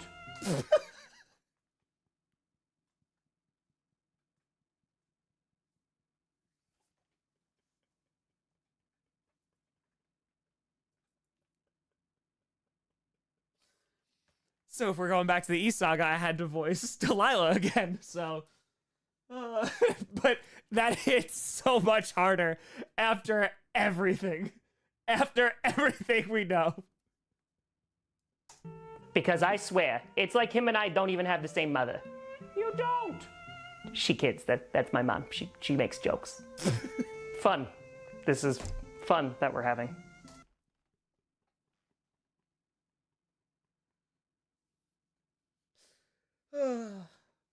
That's my mom.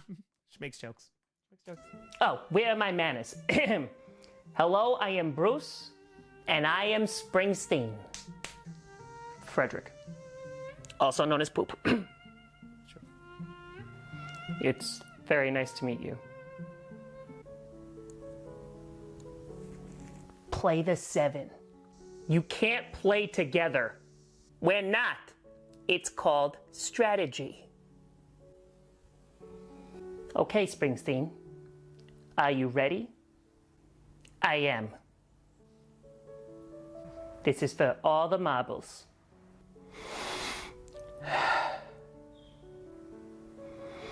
Rock, paper, scissors, shoot. Damn it, Springsteen, stop choosing rock. You stop choosing rock. It's my favorite genre. Why don't you both stop choosing rock? Okay. Rock, paper, scissors, shoot. You picked rock again, Springsteen. You did too. I did because I didn't think you would. That was my strategy. You know what? Let's just call it a tie and say he loses. Deal. Seriously? Okay, fine. You can get 3rd place. Compromise. We're the only 3 playing and I haven't even gone yet. Like I said, compromise. I don't know, Junior. What if I'm not good at online jujitsu? I'm still not sure what that is.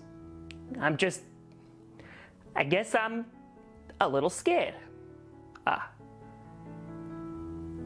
Take my hand. What? Just take my hand. Okay. Wait, are you teaching me jujitsu right now? Is this a death grip? Shh. Oh, okay, sorry.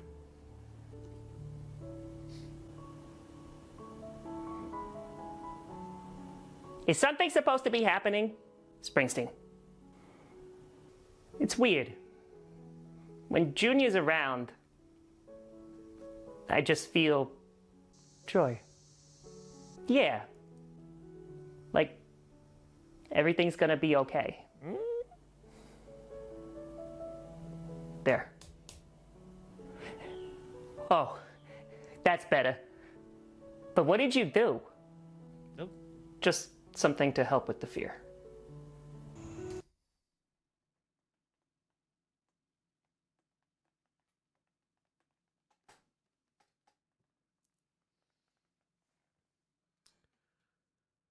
In season 3 of Coach, there is an attempt by Chamas to possess Springsteen to kill other people.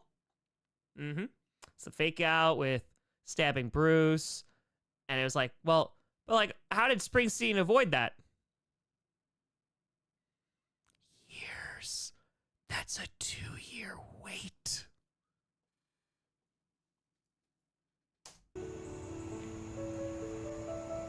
This is nice. Yeah.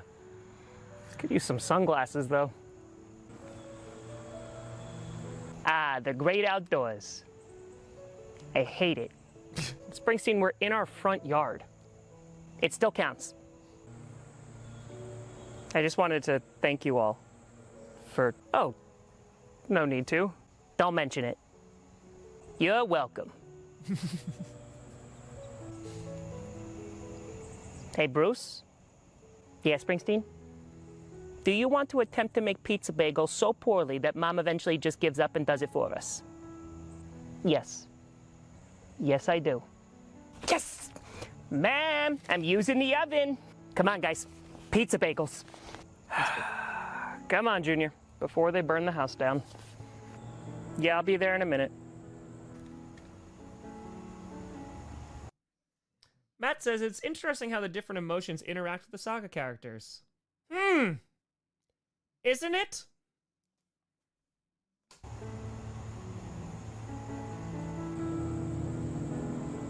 You have to go, don't you?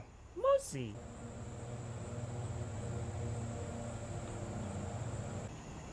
When will you be back? I don't know. Oh. Okay.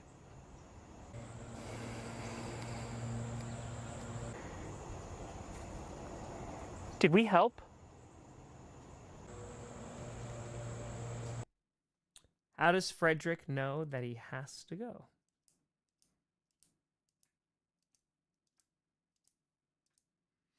There's no tricky answer. It's literally because like he just feels it. Like there's starting to be like a little bit of, I don't want to say a distance, but like a distance from Junior, and he like realized like, oh, like he's not gonna stay here now. Zachary Fire, just for everyone in the GCU to line up, shake hands with Junior. Maybe that makes things better. Or just like thank you. You needed help when we first met, so... Did we? Yeah. You did. You're good at it.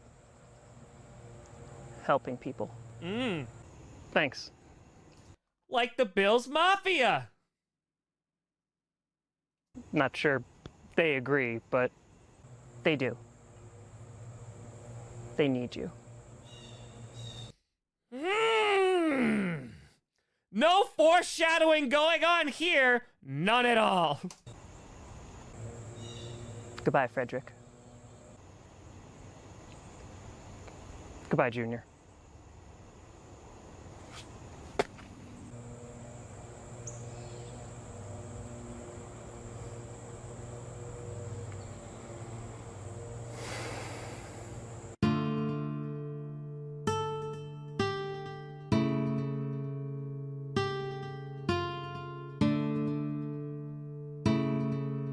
Season 2 finale.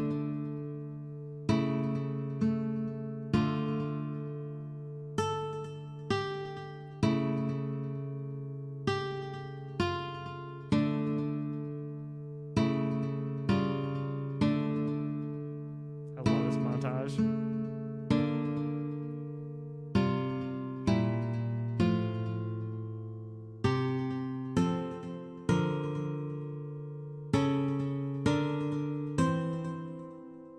Like, everything's gonna be okay.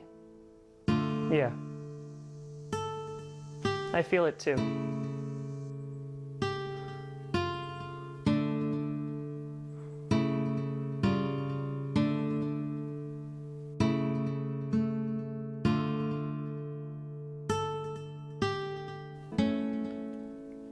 I think I'm gonna be okay. And that was the end of season 4. And so now we're back. And we're in living color.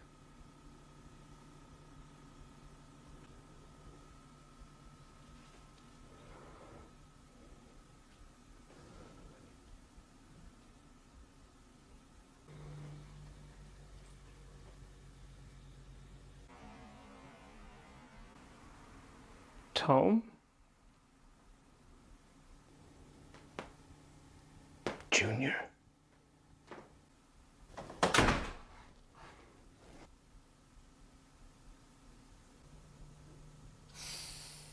Junior.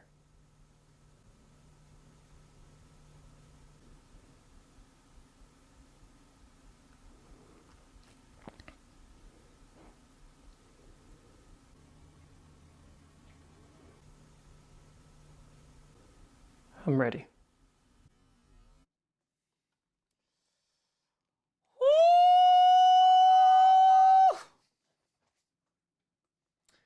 Yeah, so that is a full-blown...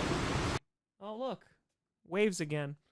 That is a full-blown hearing like season 2 finale reunion. But you also have to like think about it from Junior's perspective.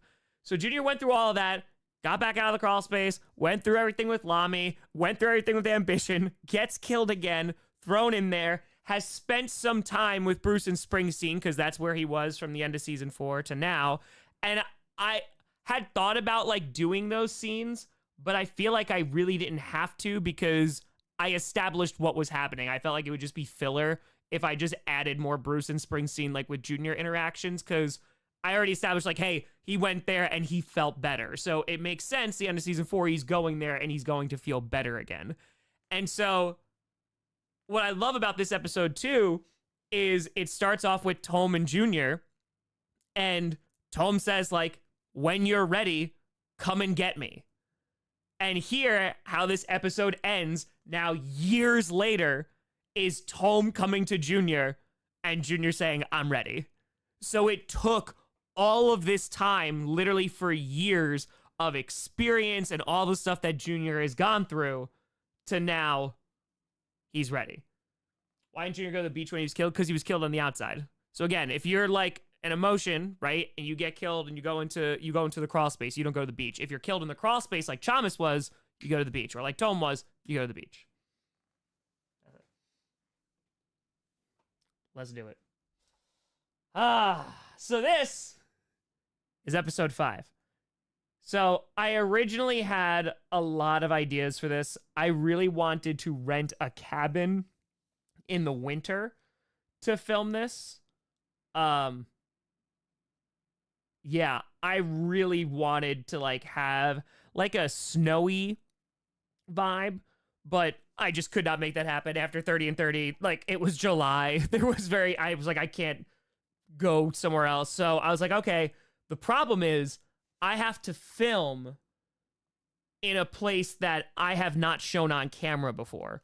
And I've literally shown like the ins and outs of my house. So there's nowhere I could go here that I could do that. So I was like, okay. I was like, all right. I used my mom's basement. At her house, I used the upstairs because that was also where Tom winds up when he goes into the crawl space in season 2, the season 2 finale. And then Papa Grossi's house, I've used the basement for the other shot for the void.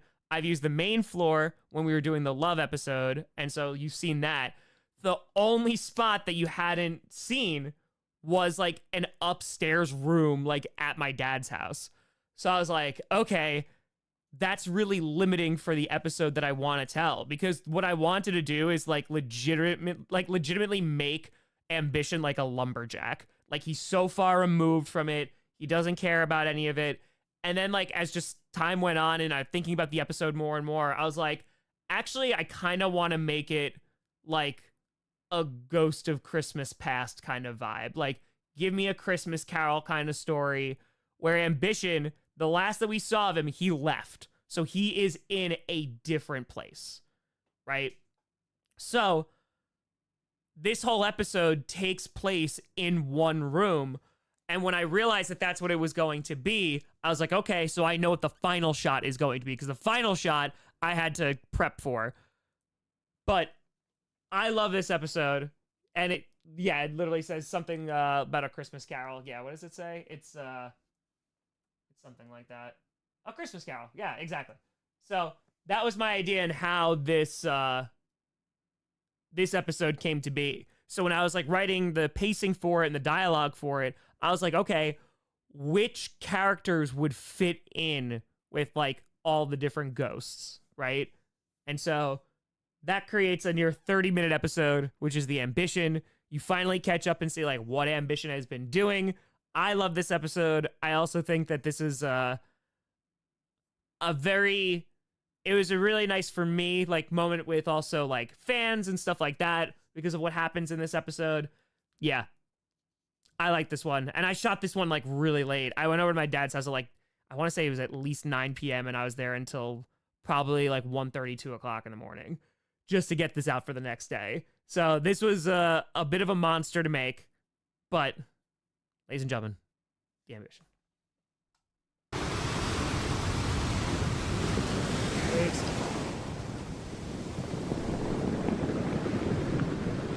I don't want you to be afraid anymore. I want you to be great.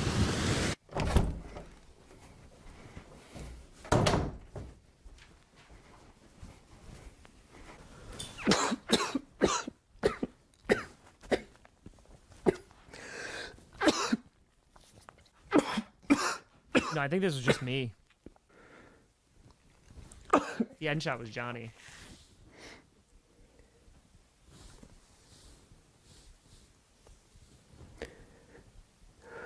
So Ambition's dying, as we know. Regrets? I've had a few. But then again... Didn't ever try to burn the house down. What is this? Ah, relax. I'm not really here. You're just dying. But you know that. Clearly. You got a little something. What do you want? Me? Or the real me? Because real me... Oh, yes, Rachel. Yeah, that's true, too. So, for this episode, because I originally had, like, that lumberjack idea, and I still wanted to honor it, this was, like, I grew out my beard to film this. So, I could make it look, like, a little bit more scruffy. Probably doesn't appreciate being stabbed and sent to... You know, with... You know. Me? Like right now? I'd say that's a bit of a complicated question, huh? I don't have time for this. Nope. Oh, sure. Don't let me stop you by any accounts. I can only imagine. Busy. Then again, wasn't like your whole plan to make sure that I couldn't stop you? So, even though it's not a true reunion from season 3, the actual Chamas and Ambition have a ton of history. And so, while it's obviously a diluted confrontation, it's significant because, like, this is Ambition projecting this. So, it's going to be a little tough. You know, when you killed me.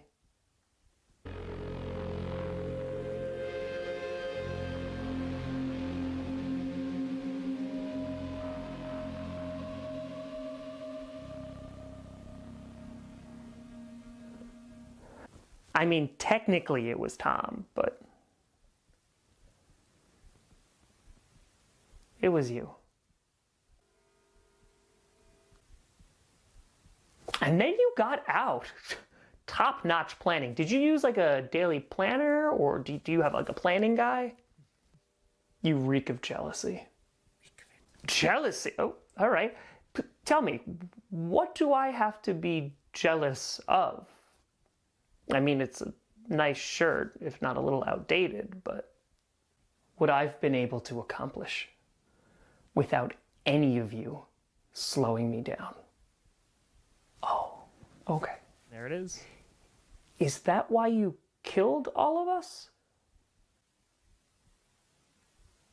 I mean, not all, but close enough. I'd say it was a net positive. Oh, no, of course. thousands of people screaming my name. The money. How does it feel? Yeah. Thought so. Not quite all you pictured, huh? I've been able to accomplish more than you could possibly conceive. Oh, sure. Very impressive. Very. Very blaze of glory-ish. You know what I just can't wrap my head around? Because I know why you dealt with me, the real me. Can't have fear holding you back. Makes sense. Makes sense. So I love this episode because it's Ambition dealing with himself, but also having to rationalize what he's done. We have also the background knowledge of like, he's dying. We know why he's dying. And on top of that, like, he's setting out to achieve everything he's done, right? Like, he's, okay, nobody holding me back. But just like I mentioned with Tom and Junior, if you're out there long enough, you're also going to get weaker. So like all those things combine, and Ambition's just pushing through and pushing through, and now is seeing full-blown hallucinations and is like, we still gotta keep on pushing through.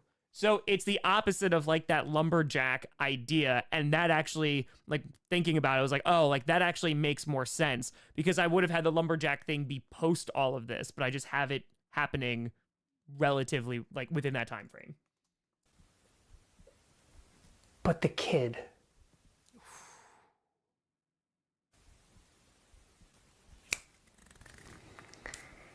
You can't kill the kid. That's rich coming from you. Oh, I know. Trust me. That wasn't a judgment. This is coming from experience. You see, if you actually think about it, you and I, the plotting and the fighting and the chess, we have the same plan. You wanted to just keep him afraid, never letting him reach his full potential. I wanted to keep him safe from himself and all of you. So tell me something. Is he safe right now? You know nothing. So what's the end game here? Greatness. Still there. Even if it kills you. Yeah. And him. Woo! He'll be remembered.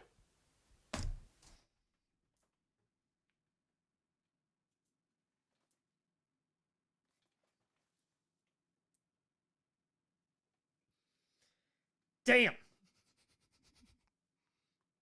Yeah, I'll be remembered.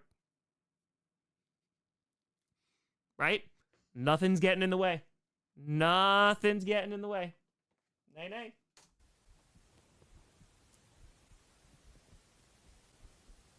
You don't care about dying. I care more about not living. Amen. Oh, come on. We've all heard the speech. No need to rehash it. Tell me something real. Are we finished? Oh, I told you, I'm not here. This is all you. Good. Then we're done. I guess we are. I hope it was worth it. It is. It really is amazing what you can accomplish when you feel nothing but me.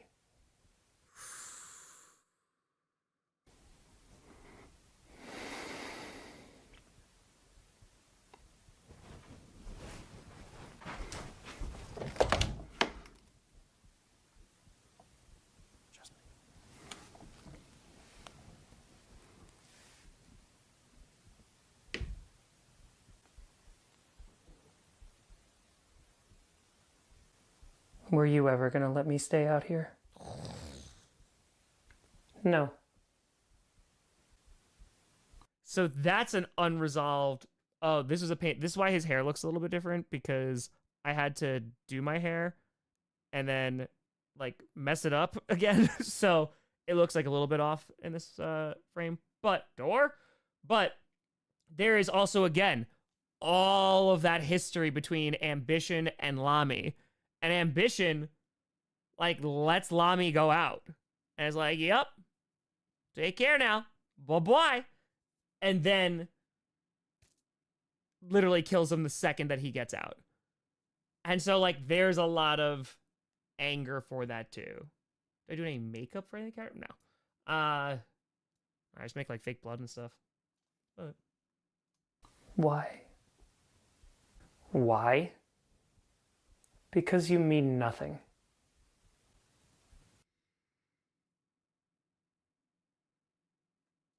We've heard that. We've heard that. You serve no purpose. You drain everything you touch. What use would I have for you? To have sympathy, or you think I'm sorry for what I've done? What do you want? An apology? I have nothing to be sorry for. You all have done nothing for him. Love, fear, gone because of me. And you, Own it. well, you were killing Joy. And then you killed him. Yes, I killed the shell of what he had become. I regret nothing. Linda, you don't feel anything about her.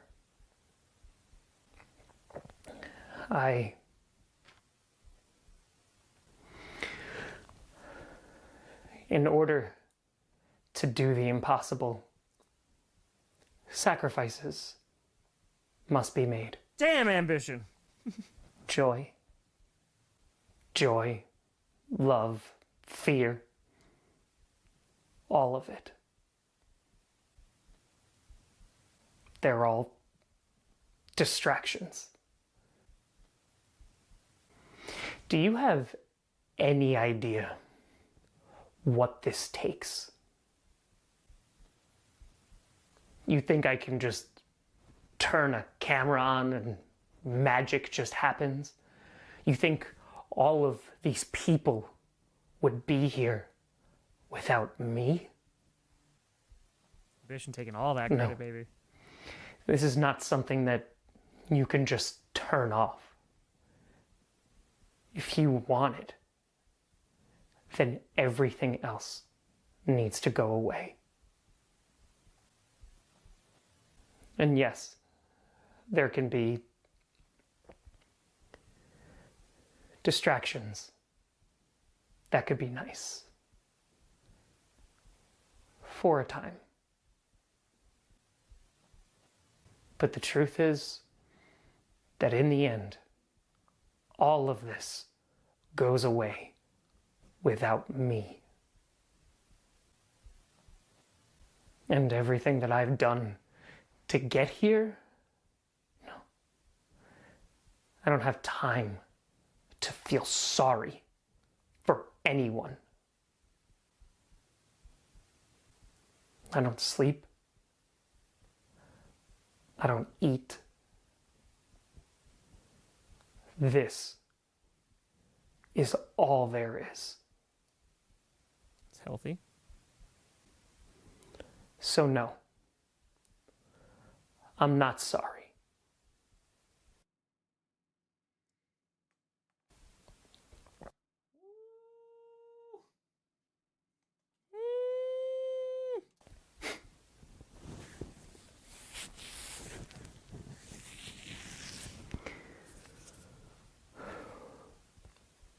fine. Everything will be fine.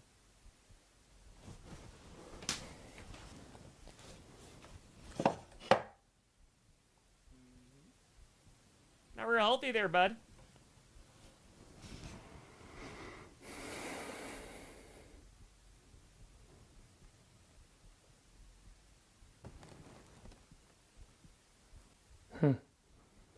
Rolling out the greatest hits, huh? Maybe I should just snap you away again. You and I both know I'm not really here. And even if I was, you don't have the strength for it.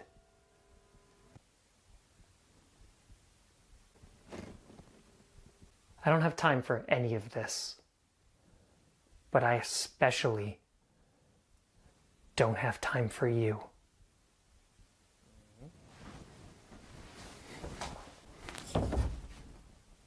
You hate me, don't you?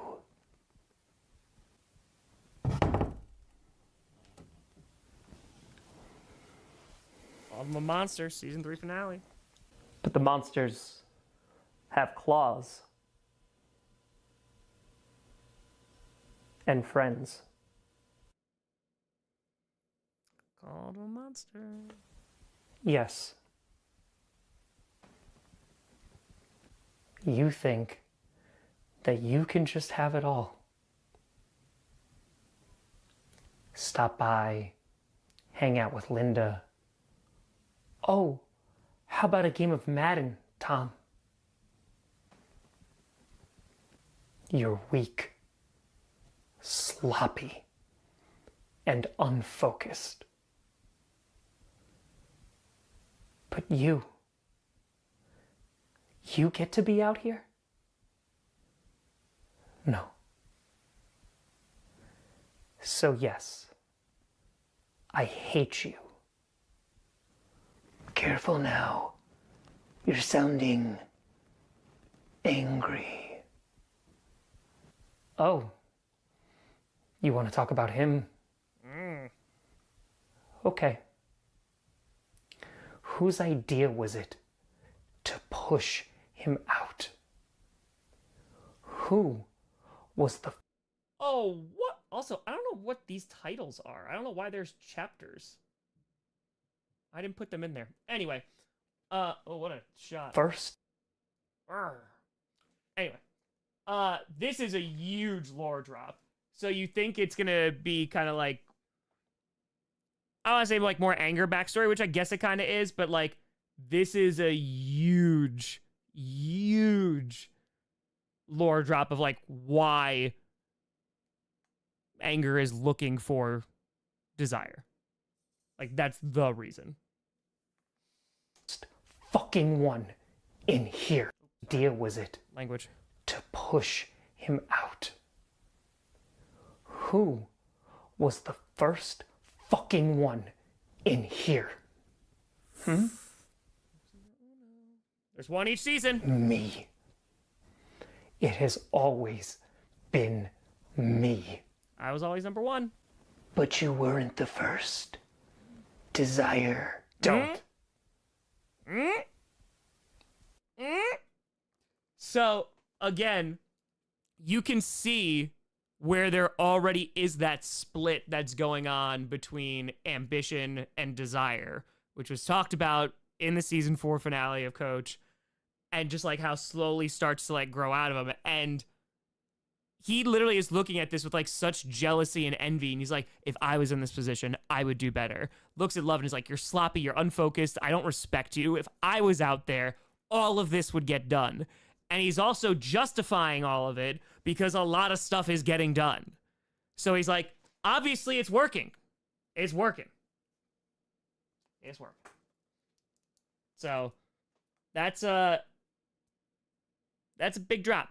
It's a big drop. I mean, like, he's very, I'm number one, but he's not really number one because Desire was number one. So then there's that envy there as well.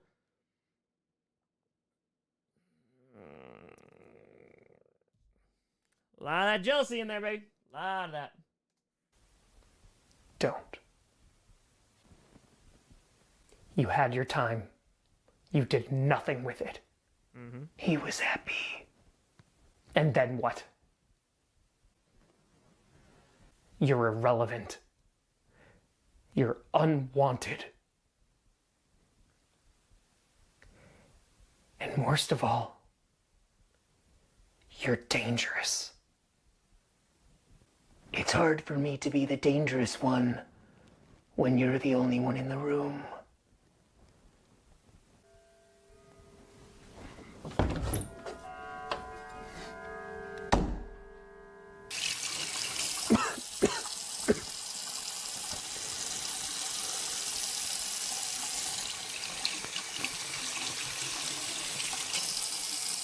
I took a lot of flack. They're like, Tom, clean your mirror. It wasn't my mirror. It wasn't my mirror. I'm just saying.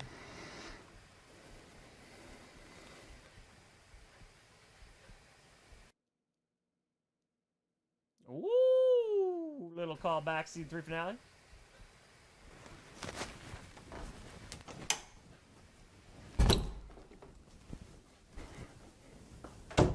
No time to clean the mirror. None. Exactly. Jun! What is this? Ever hear of A Christmas Carol? And what? You're all my ghosts? Yes, I agree. No matter. Nothing's changing my mind. So, I know. A lot of guilt here. Or is there? So then why are you here? Only you can answer that. I don't have time for this. Nope. I don't think you have much time at all.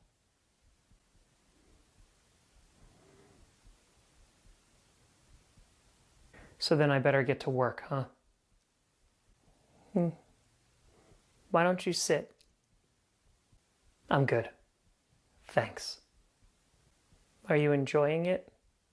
Have you seen what I've been able? But are you happy? That's irrelevant. You don't have to be on right now. It's just you here. It's a good try, but no need for a little therapy session. And besides, it's not even the real you. We tried that, remember? And look what happened.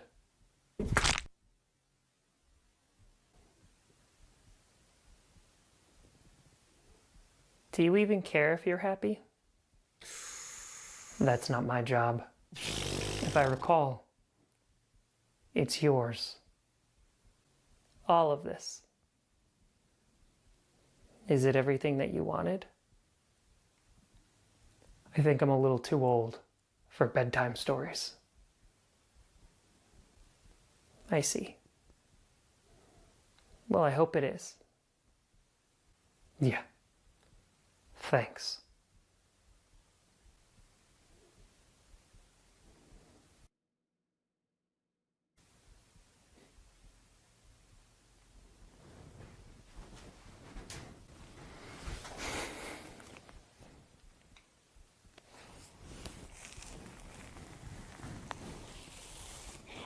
Daniel.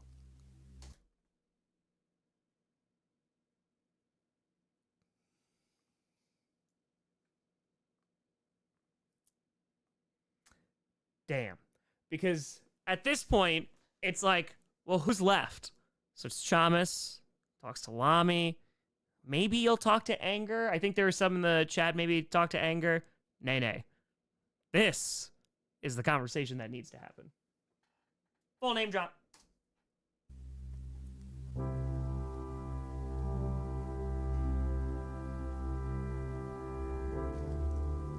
Immediate tone shift. Are you really here? No. Yeah. Of course not. What are you doing, Daniel? What we always dreamed of.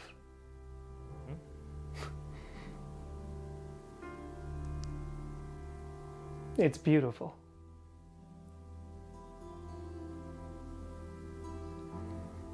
It really is. They were a team.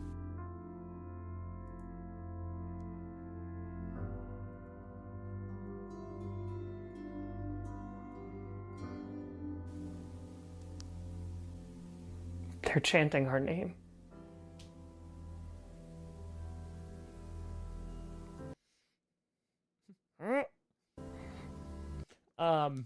Yeah, so that was because I want there to be an explanation to what Ambition has done all this time, right? Where has he been? He talks about all this greatness. He alludes to it in the beginning of the episode of like people screaming and all that great stuff. But yeah, here we go. Something we built. I did it. What are you doing to yourself, Daniel? Do you remember Fans are canon now. when he got his first bike? And he'd practice in the parking lot. And he didn't know how to brake, so he just kept pedaling, or else he'd fall off.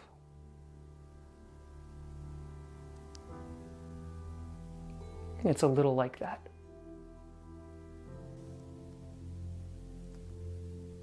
Except if I stop pedaling, I don't know if I'm going to be able to get back on the bike.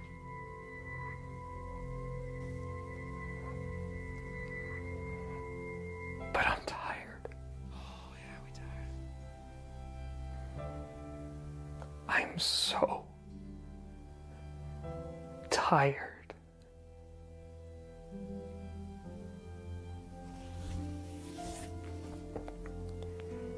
And I know that this is going to kill me. By the way, folks, again, this is why I exaggerate autobiography. That's why also we always talk about mental health. We got to seek it out. We got to do it to help. But yeah, that's unchecked ambition. Like when you just going, it ain't healthy. The 30-30 wasn't healthy. It wasn't a healthy experience, but we good. Zachary, wait, hold on. Does ambition dying really mean that you're exhausted from 30 and 30 and you get a lot of sleep? Probably reading too much into it, but I thought of it just now. What, do you think I was joking? Yeah, no, like literally there was a week I got 3 hours. It wasn't healthy. Like again, we do things now to like decompress a lot more and definitely helps. But like, yeah, I mean, there was a time literally for 3 years where I did not stop working. And then I was working already before then, but like literally did not stop. As soon as I quit my job and I had already done a full school year and all that, yeah, that was the lowest point. And I was like, I need to work harder. And I literally didn't stop working. It was like, okay, first vacation in 5 years is a thing. Like, that's what unchecked ambition looks like. But I can't stop.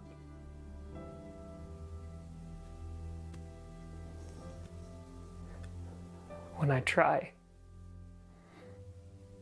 just to glide for a few minutes, it all begins to wobble.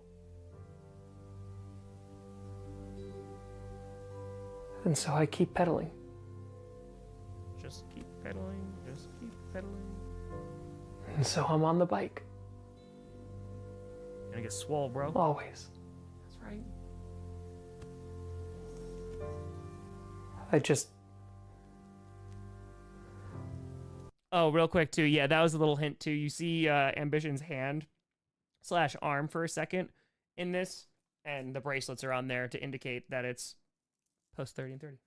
I just want to know if this hole is it always going to be there? It's fine. Like how fast and how far do I need to go Fair, Nathan. until it's enough? I think it's fine. I got out. It took years, Did it? but I did.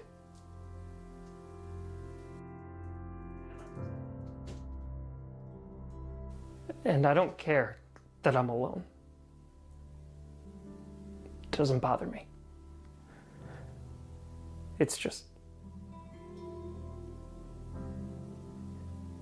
you were the only one who understood.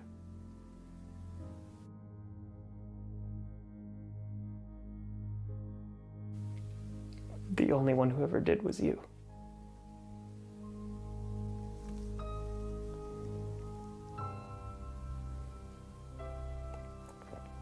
You don't have much time, Daniel. If you go back now... No. No. I can't go back.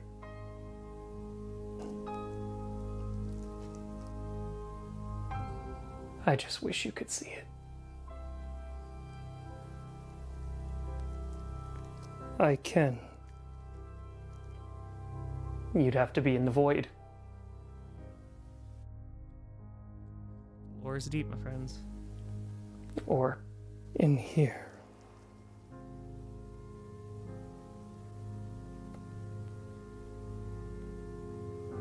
Two sides of the same coin.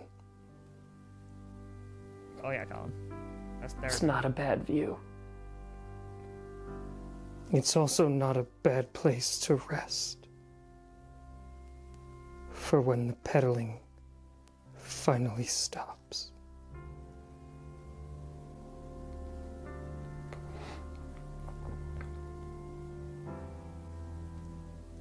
Show me.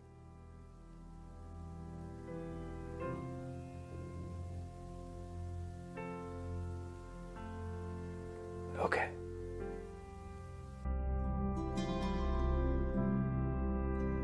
Okay, wait, I got it. Kenny Pickett, MVP season, and we sweep the Bengals. What about that? Do I have enough soul left to do that? North Saga.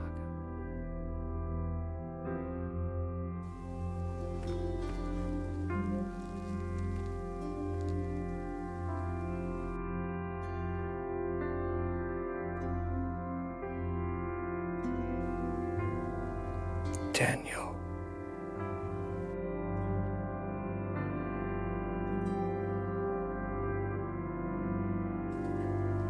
I see you.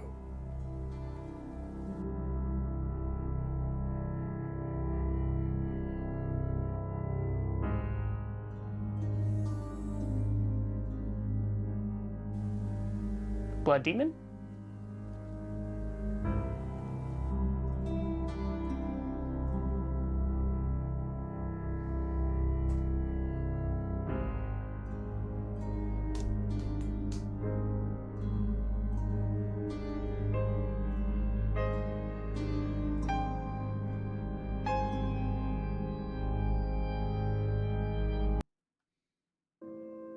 No!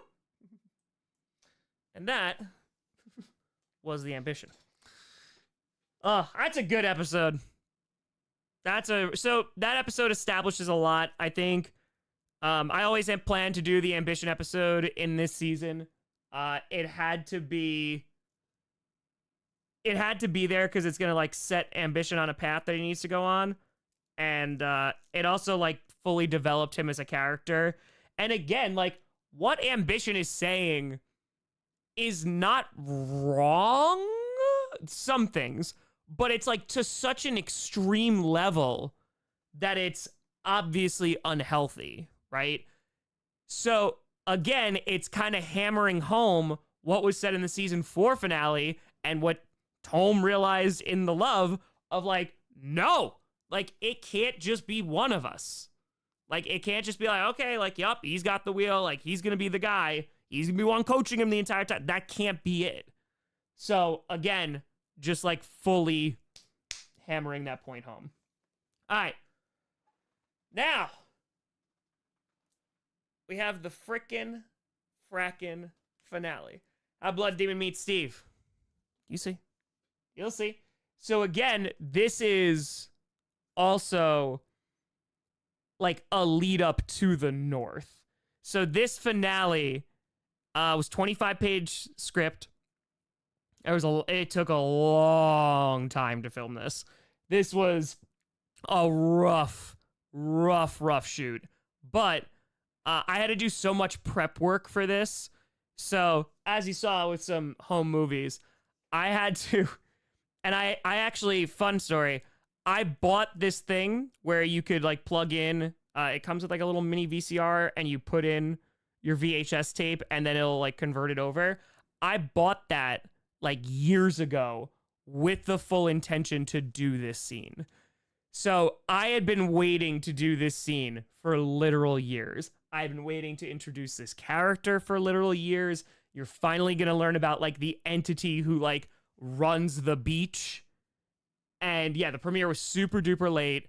And yeah, I had to sit there and I had to like manually go through each VHS tape. And like there was stuff taped over it. Like there was like wrestling on there. Like there was like random TV shows around these. And I just had to like go and find and literally transfer over just these raw data from the VHS and then comb through it to find footage that I needed to find. Because I remember it and I was like, all right, I remembered seeing this like years ago. So I hope like my dad still has it. And so, yeah. Yeah, was it like 6 in the morning? I forgot when it was. It premiered like really late. Really late. Yeah, this was staying up all night. This was a staying up all night, like editing all day, all night until it was done. This is a tough one. This was, yeah, the Reaper character or the entity. Yeah. I'm just going to pee for the D real quick before we get to the finale and going to grab a glass of water as well. The ambition, literally, I think this season is really, I really like this season. I know it's like a little shorter, but again, like it's basically the same length as all the other ones, just not season 4.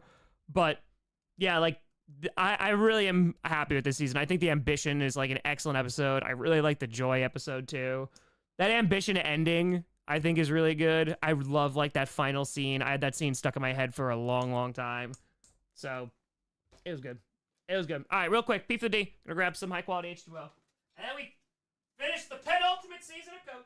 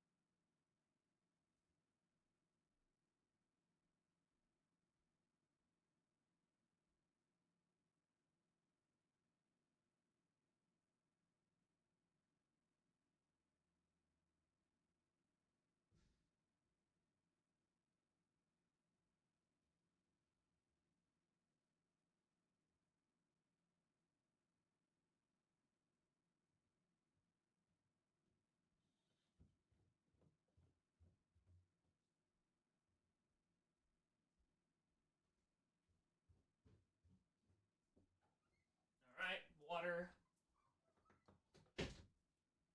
is had. I'm gonna open up a window actually, 'cause it's nice and cool outside. I'll open the window right behind you, Moosey.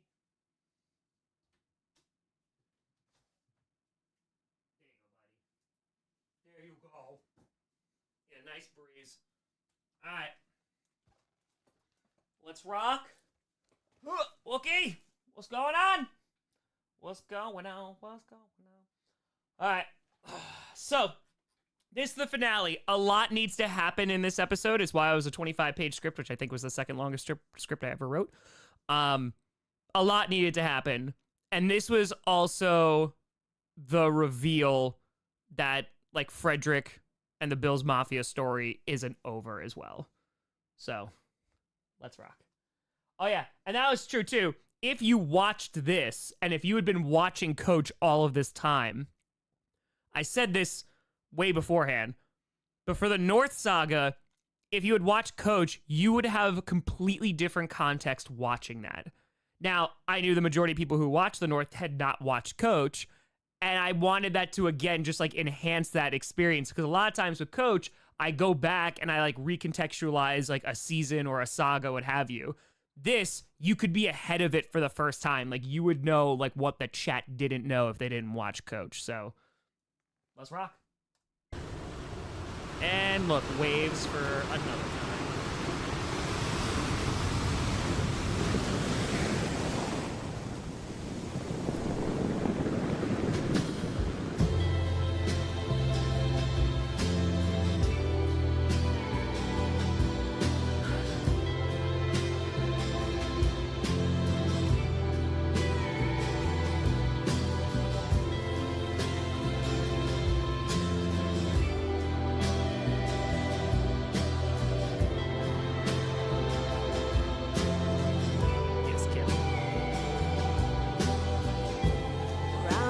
To Major Tom. Ooh, plot twist. Ground control to Major Tom. Take your protein. What? You told him? Helmet on. Ground control to Major Tom. A serious look there. Boo! Guy's a dick. So, even that, that line is intentional and is a callback to the last episode where fake Chamas is talking to Ambition as like, you know where he is and with who. So, like, you already can sense that there's history between Chamas and this character who you haven't met. You see the jerseys and the shirts hanging, or just shirts in the beginning, hanging up to indicate, like, where they are in time. And as time goes along, the closet's going to change, too. So this was, like, a mystery character that was always referred to as the entity. There was a question that was asked back in the East Saga, who is Joe yelling to, or, like, what answers? And my answer always was, like, he doesn't know who he was yelling to. Like, he didn't know. Because, again, like, the characters aren't, like, awake. So, this was the final, like, reveal of this character. And I said that the title of this is the one title I didn't reveal from last season. The title of this would be the name of that character. So, yeah, it took 2.5 years to get this answer. But this episode is called The Memory. Check ignition and may God's love be with you.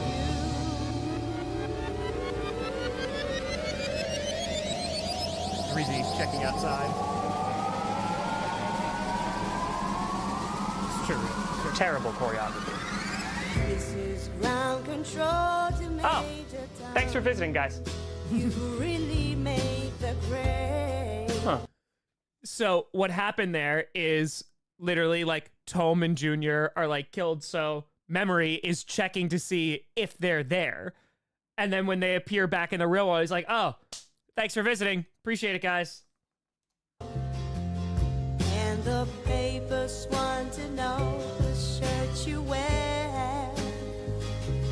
Now it's time to leave the coffee if you dare. one I could use, I think. Or I can check right this second. That's a good question. I might have demonetized it just so I could play it. Because I wanted this. Or this was a safe one that I could use, I think. Let's see. Coach 5 finale. Let's see.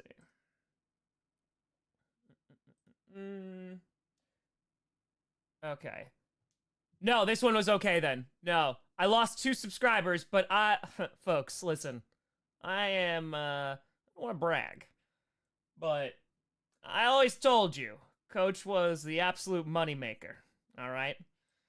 This finale has made me $54.35, alright? So, don't want to brag, but, you know, kind of crushing it with Coach. Kind of crushing it with Coach. Just saying.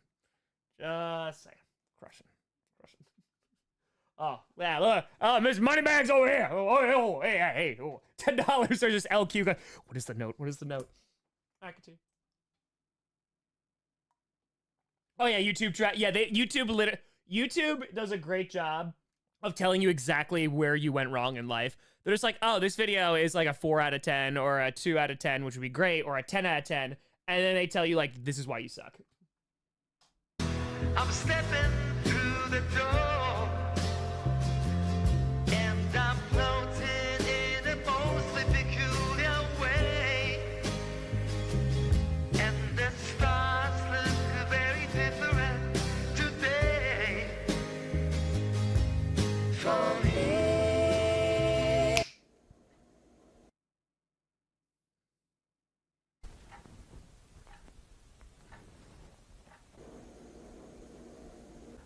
What is this? Shh. I'm watching.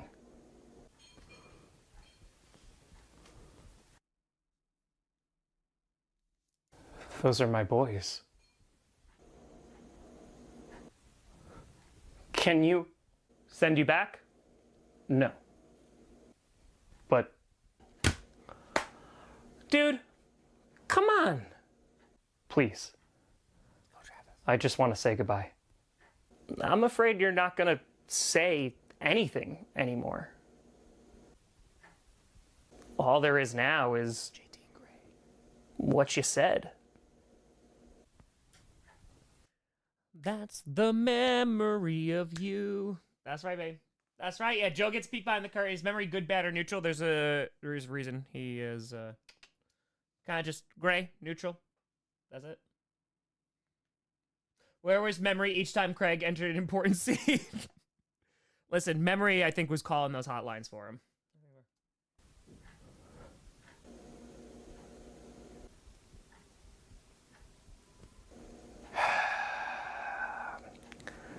Come here. What? Just come closer and look at the screen.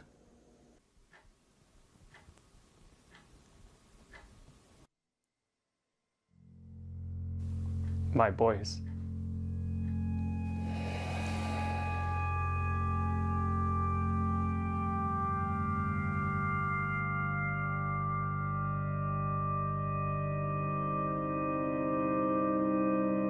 Joe appeared to them in the east.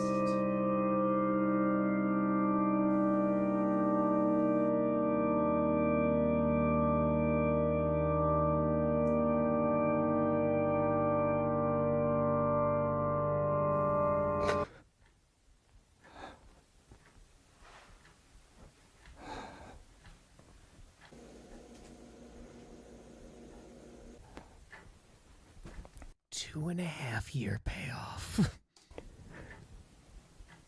Thank you. Patience. You're welcome.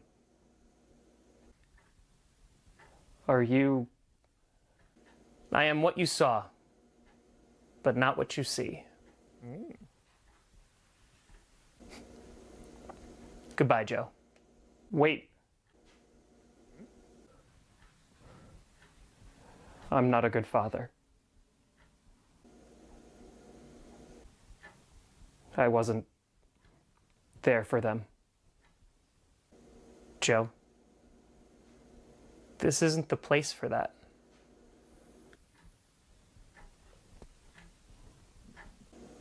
I can't forgive you.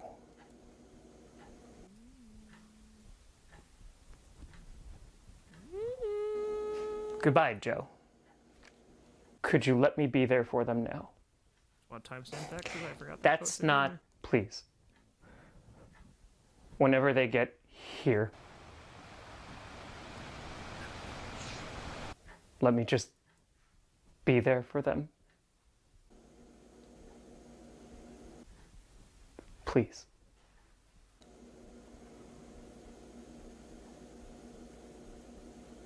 Okay.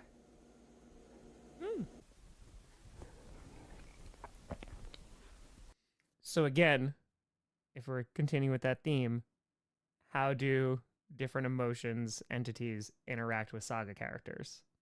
So Memory just made a decision here. And Springsteen? Oh. He's just visiting. Thank you. I'll see you when I see you.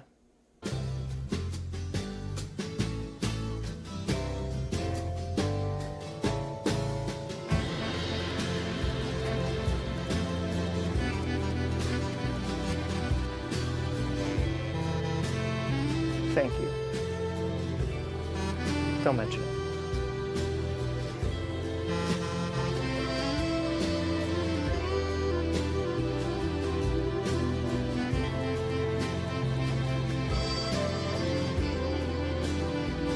Yes, Memory lives on the outskirts of the beach. Yes, that's why he's looking out the window and stuff, like when those characters die and he's looking out the window when, like, obviously Springsteen is there.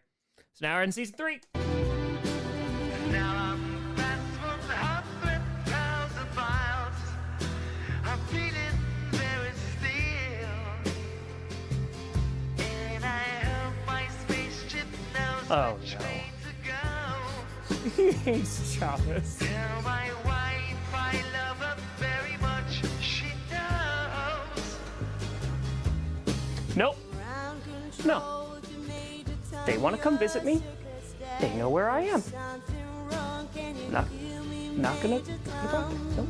Because they didn't visit him when Tom died last time.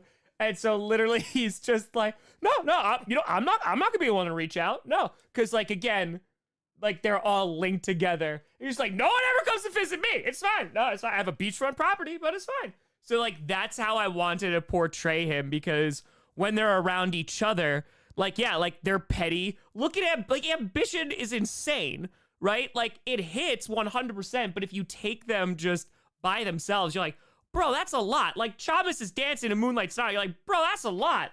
It's a lot. Can you hear me, Major Tom? Can you hear me, Major Tom? Can you hear? Am I sitting in my chamber? How about the world? Is there a reason they don't visit Memory? Yeah, because they just don't care about him.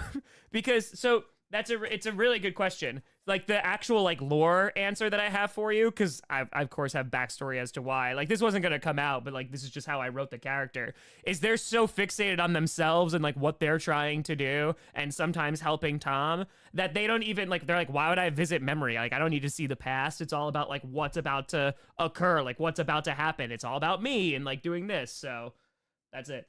John, do I have to watching it Inside Out 2? This guy is nostalgia. I have not seen it yet. I have not seen it yet. I hear it's good though. I do hear it's good.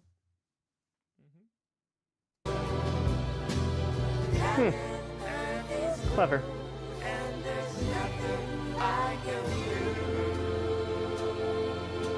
I'm sure they'll stop by any day now. Probably busy.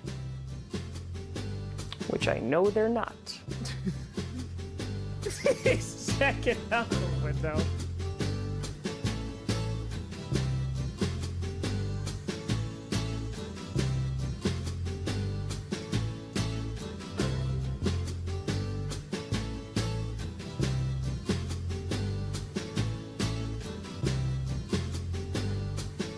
Who? It's Frederick. And you can't do anything about it. Okay.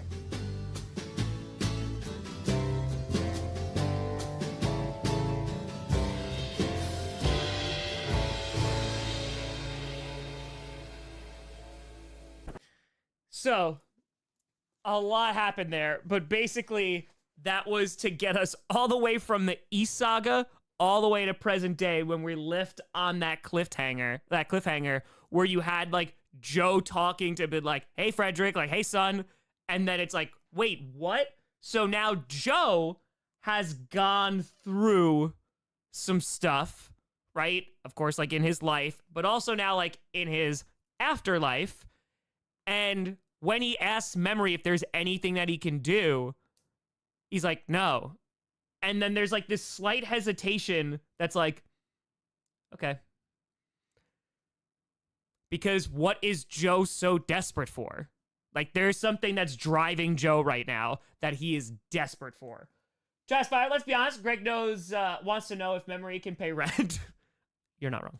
You're not wrong. He tried it. A beachfront property? You know how much in rent you can get that per month? Per month!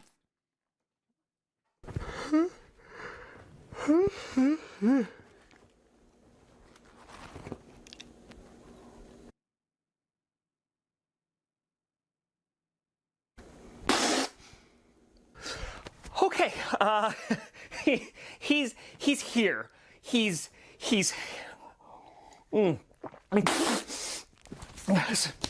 okay. Okay. Easy. Just gotta go out there and say Hello, Tom. Ah! I tie all loose ends together!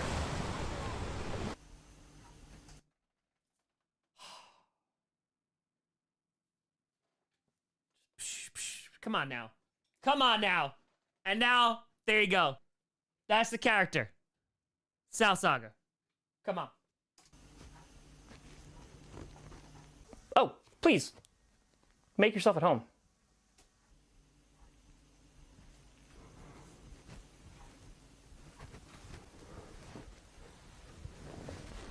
Maybe. How do you get to the beach? That's the question. Ugh. I'm sorry I wasn't more prepared. I didn't see.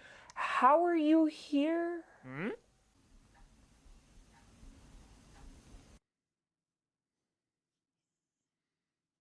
Watching the TV. What is this? Oh. Sorry about that. What was that? We'll get to that. Listen, Tom. I'll tell you whatever you want to know. Meanwhile, everyone who's been watching for years is like, yes! Finally! You want to go upstairs? Yeah, I know you're gonna bork. Go ahead. Where's the borking? She didn't bork. Wow, I was wrong. But I need to know how you got here. That was what was going on in the outside world with Lewis. I brought Tome back. So one of the episodes was going to be kind of like this, and also like the reconnecting with Junior and all that stuff. So it just had to be done in this episode. So there was like no fluff. We were like, nope, we're just bam, bam, bam, bam, bam, bam, bam. So this is what Tom's been doing. This is what happened after he brought back Tom. So this is right after the season 4 finale. He just talked to Blood Demon, and he brought back Tom. No, it was always gonna be this week. True story. You chose me?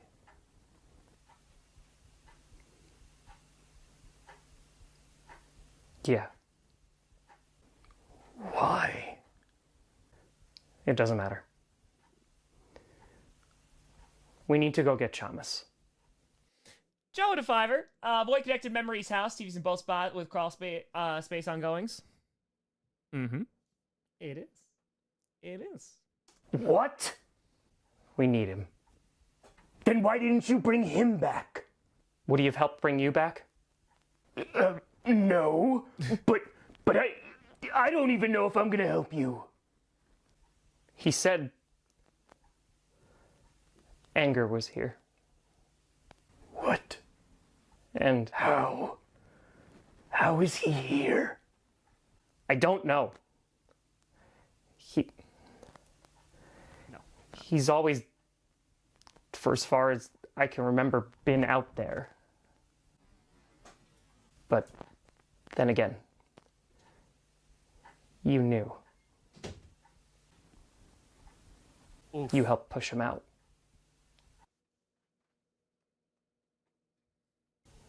So now you're going to push him out again. And then we're done. Tom. I can't do this anymore. Ambition, he's dying. So we do this. One of you takes control. And that's it.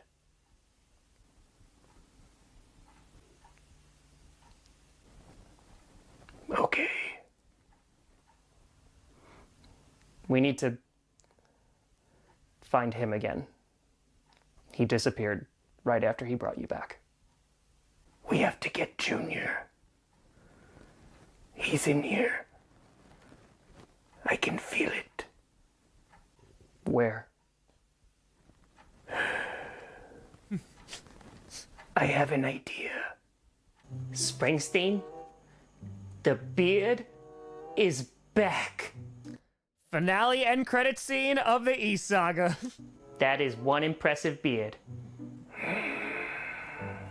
But watch out. There's gonna be 2 impressive beards here soon. After I grow mine out. Zach Wilson will be the starter before you grow a beard. This was before the Aaron Rodgers injury, because it was before the season started, so that is a line that aged, some would say poorly. I would say it aged well. I mean, he's not wrong. He's not wrong. Aaron Rodgers said he was gonna be good. Eventually. Anyway, what are you doing here? You know Junior? Small world. Hey, did you ever find that guy Tom you were looking for? Yeah, I did. So listen, I have a question for you both. Listen, I know we need to talk. But can it wait until all this is done? Sure. I've waited this long, so. Junior. Okay, we're leaving. Wait, where are you going? I just said. You both think it might be okay to just leave, but I'm saying goodbye. Oh, a lot of baggage there, a lot of baggage there. It'll be fine. So where are we going? Well, a tree is his papa. Well, hey there, Beardy. It's been such a long time. Also, you brought friends. Yeah. Hi. Oh. Tom is like actually meeting one of the saga characters, which is, I do not have enough narcotics for this conversation. We need your help. Sure. What can I do you for? Well, Bruce and Springsteen said we should ask you if you know a blood demon. I'm sorry, what? I knew this was a bad idea. Why would Bruce and Springsteen recommend me? Why do they think that I know a blood demon? They said you do a lot of drugs and you know weird people. Well, now hold on. I take offense to that. Ah! Wildflower, you didn't tell me that an audience awaited. Oh, great. There's 2 of them. All right, maybe Bruce and Springsteen had a point. I am Lenny, and it is a pleasure to meet your acquaintance. Very nice to meet you. Oh. You look familiar.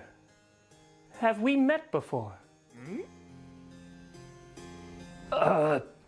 He just has one of those faces. Gets it all the time. Ah, I see. I think almost Lenny, like my friends here are assuming that I just happen to Yes, know okay. or know somebody who knows about a blood demon. Can you? Why, of course. The story of the blood demon is one that has echoed throughout the halls of many homes. Well, this is backfiring pretty bad. So this was also another part. So there was an original idea that I had about the beach and how to get there. Like early, this is years ago, like early on. So this was season 3, I think. Yeah, it was season 3. So the idea was for season 3 that when they are looking for Chamas and all that stuff, there was going to be a point where somebody needed to go to the beach. And originally, I was going to have the character of Wildflower like give so many drugs to whatever character needed to go to the beach that was the way they were going to go. I then quickly was like, that probably is not the best. So that was the first the rough draft in my mind of like what that would look like. And so it obviously morphed that Wildflower had a relationship, obviously, or like knew who Chamas was and would know about Chamas, right? And like would know about at least an idea about the Void because he had run-ins with Fear, right? So that made sense. And so I wanted to pay homage to that like Wildflower original thought by making Wildflower like one of the characters that allows people to get to the beach, but it's not because of him, it's because of who he knows. And so here I was like, okay, if I want to keep true to that with Wildflower, how am I going to do that and like connect him to the beach still? And that's where Lenny came from, because again, Tom was going to go to Wildflower as well. So Lenny knows about the Blood Demon because knows about Captain Finn Oakley. So Captain Finn Oakley knows about the Blood Demon. So all of this stuff like just made sense. So because of that, like it just worked together narratively really, really well. And I was like, okay, like I can tie these characters together, and Lenny and Wildflower already have a relationship. So it's not going to be like weird if he's there. You know what I mean? Wait, you do?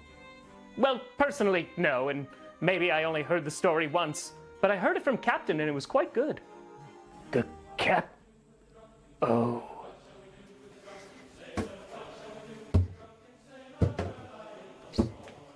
And Captain knows. Captain knows, Tom. Ah, it seems that your paths have already intertwined. From the locker. We need to go back. I'll show you how to summon him, but I'm done dealing with demons. Yeah, definitely not enough narcotics. I wonder if I should tell Rocky and Lewis to pick some up while they're out. Okay, I'll summon him. I'll go back, grab Chamas, and then we'll meet back here. While they're out. Everyone else is downstairs. It's time.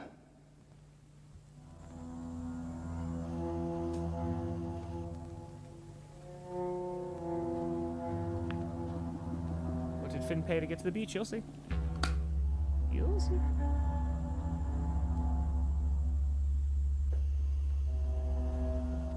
Do you think this is a game?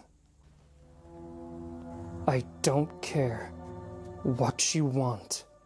I'm not. Bring me to Chamas and I'll save Ambition. What? That wasn't the plan. No.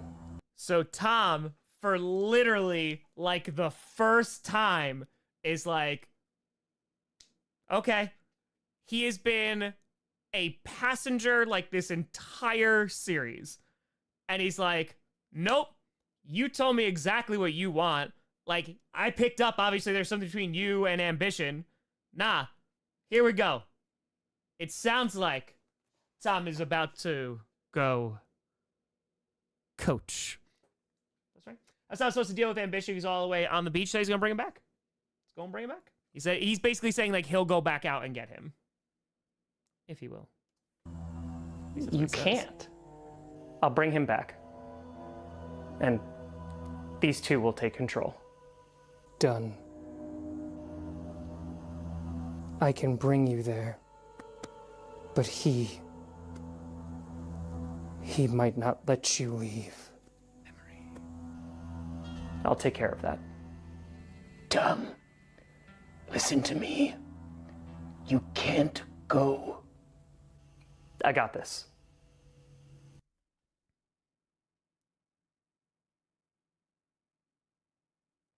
So, I wanted to start the season with Jerry. I got this. Tom, I got this. I got this. I got this.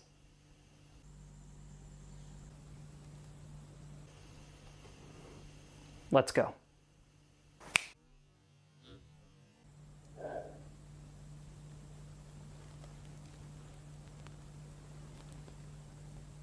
What have we done?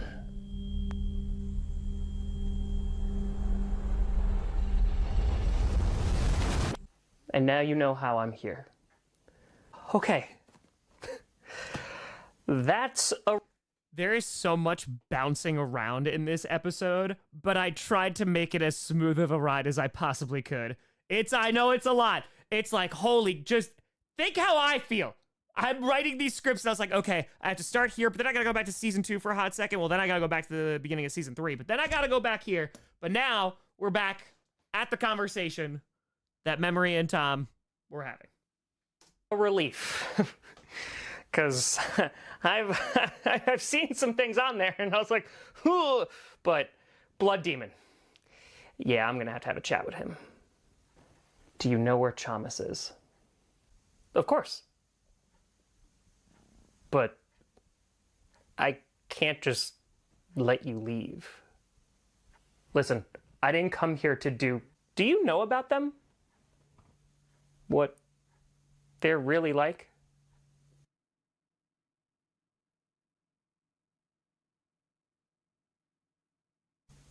They're selfish, self-absorbed. Enough!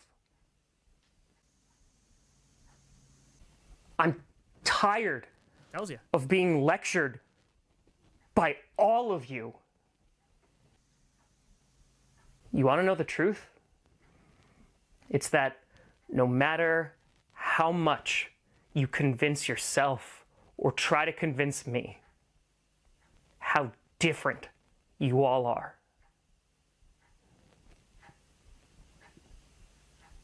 you're all the same.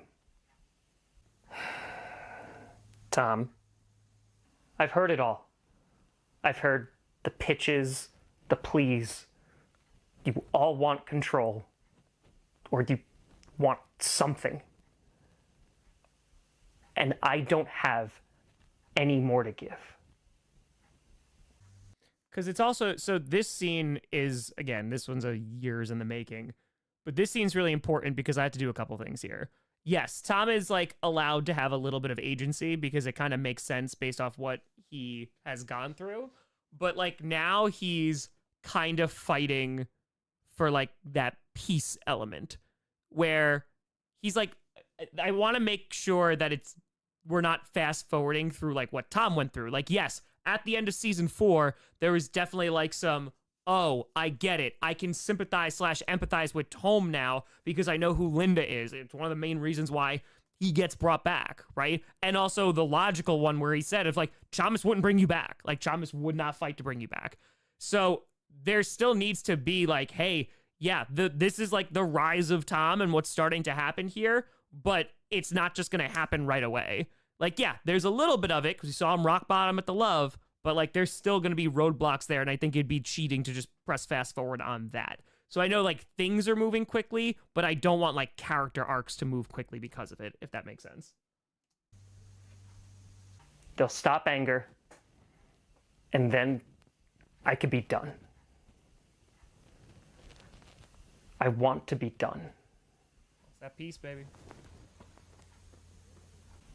Now, where is Chamas?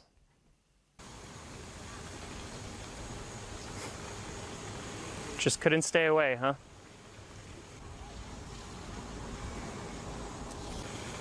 You forget something? Tom came back for you. What?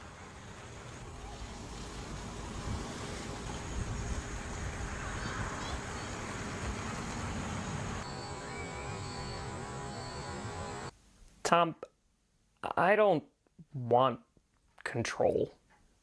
Very hot in that jacket. I don't really want anything. All I want is for you to tell me why. I told you, I don't have time. I don't have time for this. Now I know where he gets it from. Or maybe it's the other way around.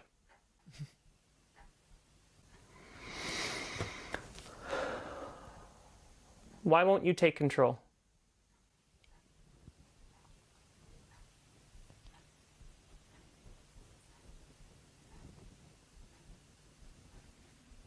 Because I'm lost.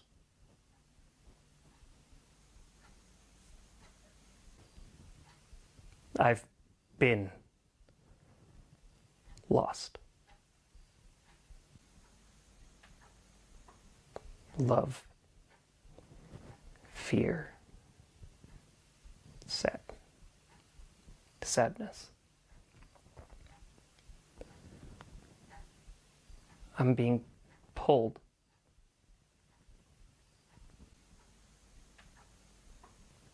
All this time, I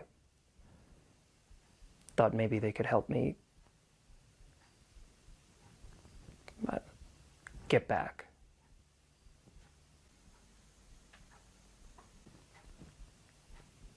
It didn't work. And now, anger. We're safe here. I've heard that before.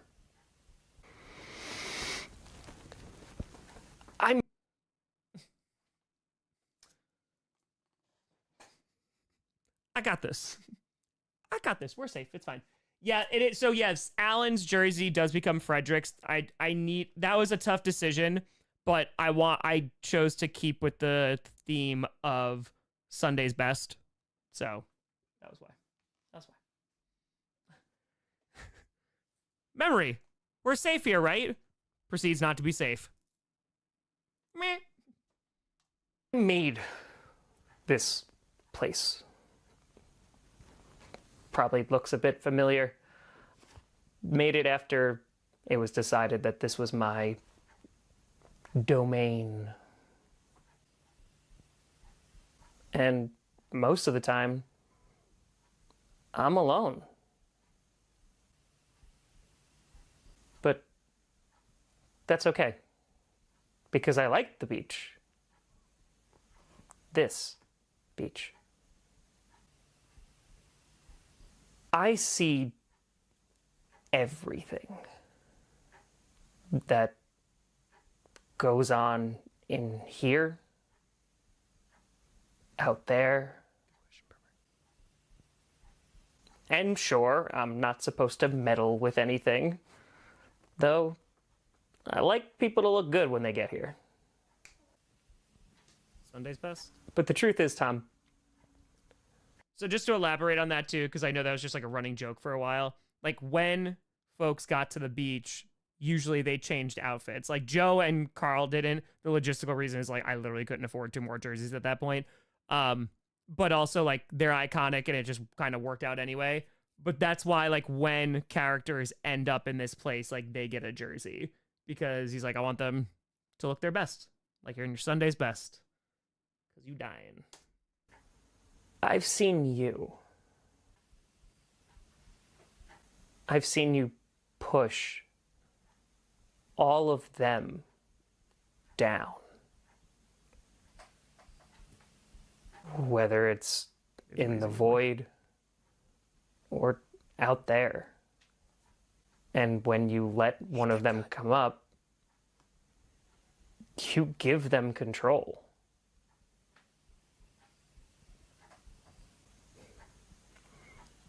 You said you were lost. Let me help you.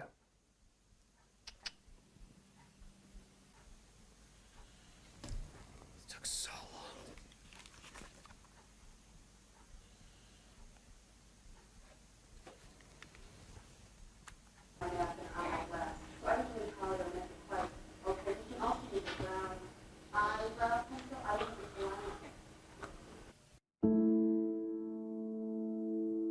Look at that blonde hair.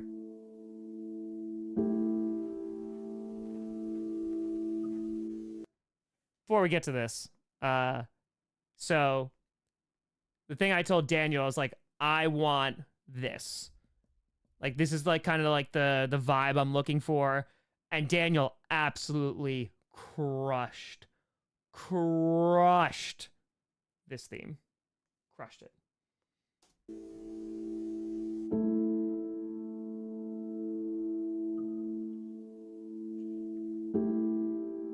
Oh, looks pretty blonde there. What is this? It wasn't always like this. What? I doubt you remember, but I do.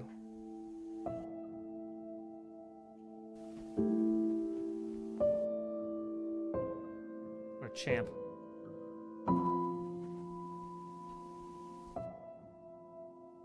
That blonde hair? Crushing that pink shirt, too.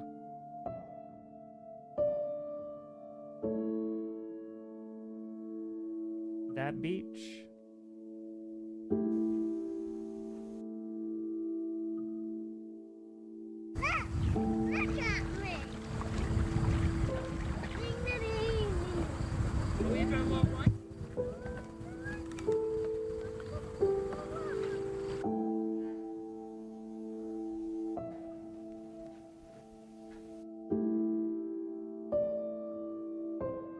I had asthma, right?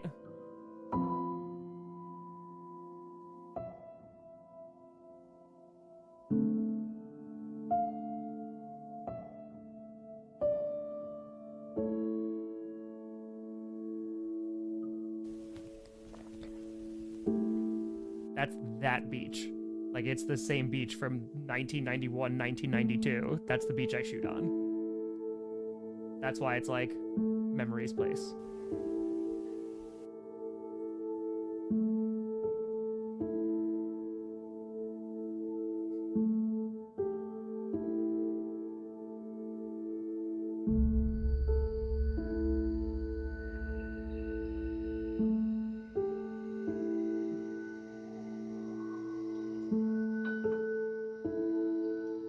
It's not like Brown Soldier 1. You see, when ambition told you about all the things you missed,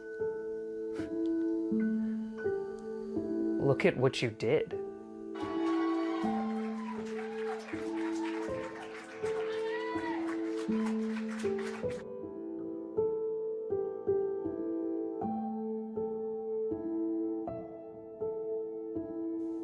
This is you. Dirty blonde hair.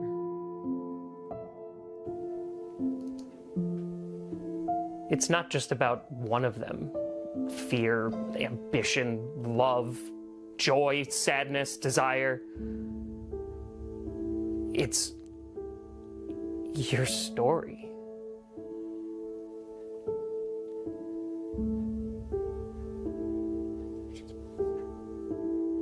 Don't let somebody else write it.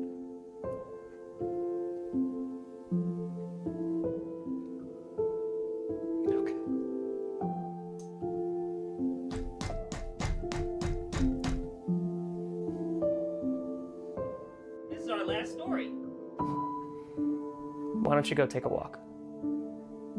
I'll join you in a bit. So, we just wait? Yes. We just wait.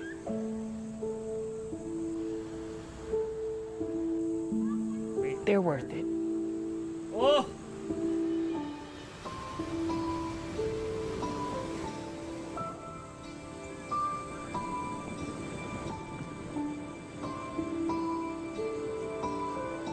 You.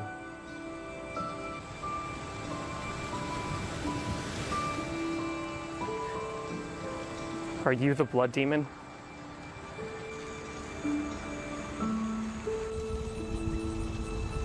Sorry, little buddy. You're not part of this. Do you even remember me? No. Can't say I do. You once told me that I was starting to wake up. Well, I'm awake now. Good for you. Your friend, the Steelers fan, he's gonna die today. I told Anger where he is.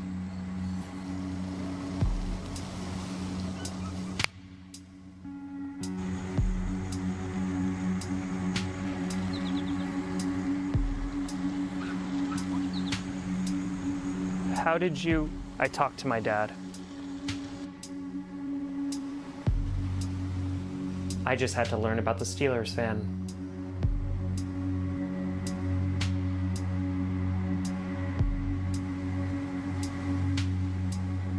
And I didn't even tell Anger.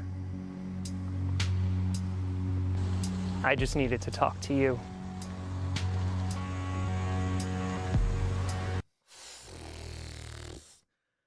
So,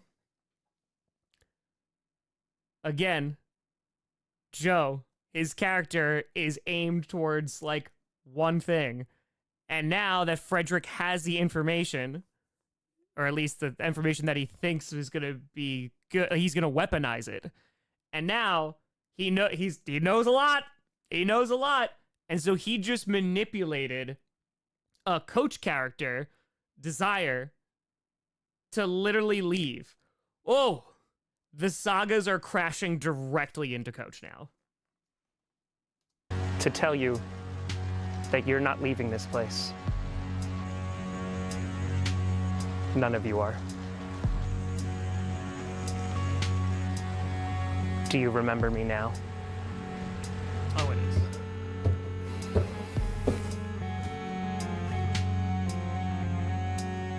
Emery.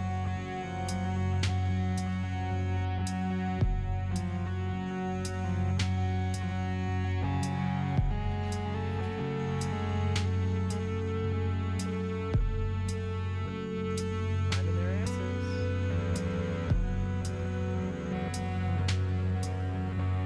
I'm helping my boy.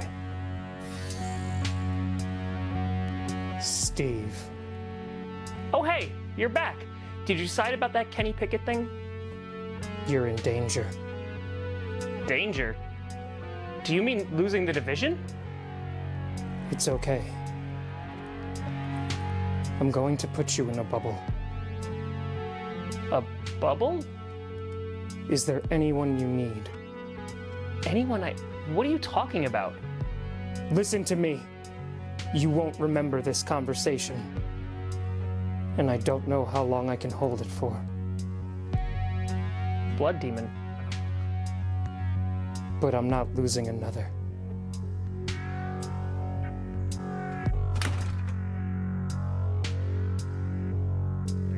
The block should be enough.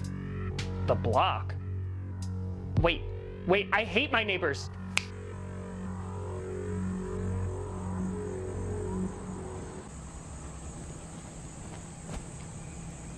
I'm sorry.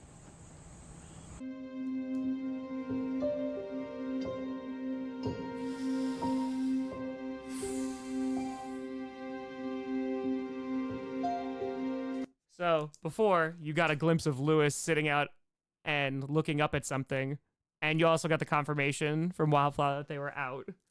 And so it's telling you where Anger is. This took 16 shots. This took forever. Papa Grossi helped with this one.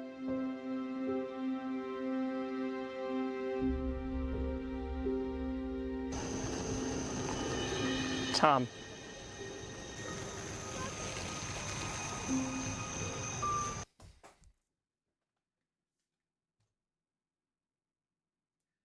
I remembered that one shot from my home videos from whenever how old I was there. I remember seeing it when I was a little bit older, and I remembered it for Coach, and I was like, I am going to recreate this shot. And I freaking waited 5 years to recreate that shot. Come on! Neon and Fire, given the South Saga, does this make Frederick one of the main overall villains of the GCU? I don't consider him a villain. We'll see. Zachary to Fire, memory shouldn't have been so lenient to Joe. Look how they interact with the Saga characters. Look how they interact. What are they learning? What are they learning? I'm ready. Tom.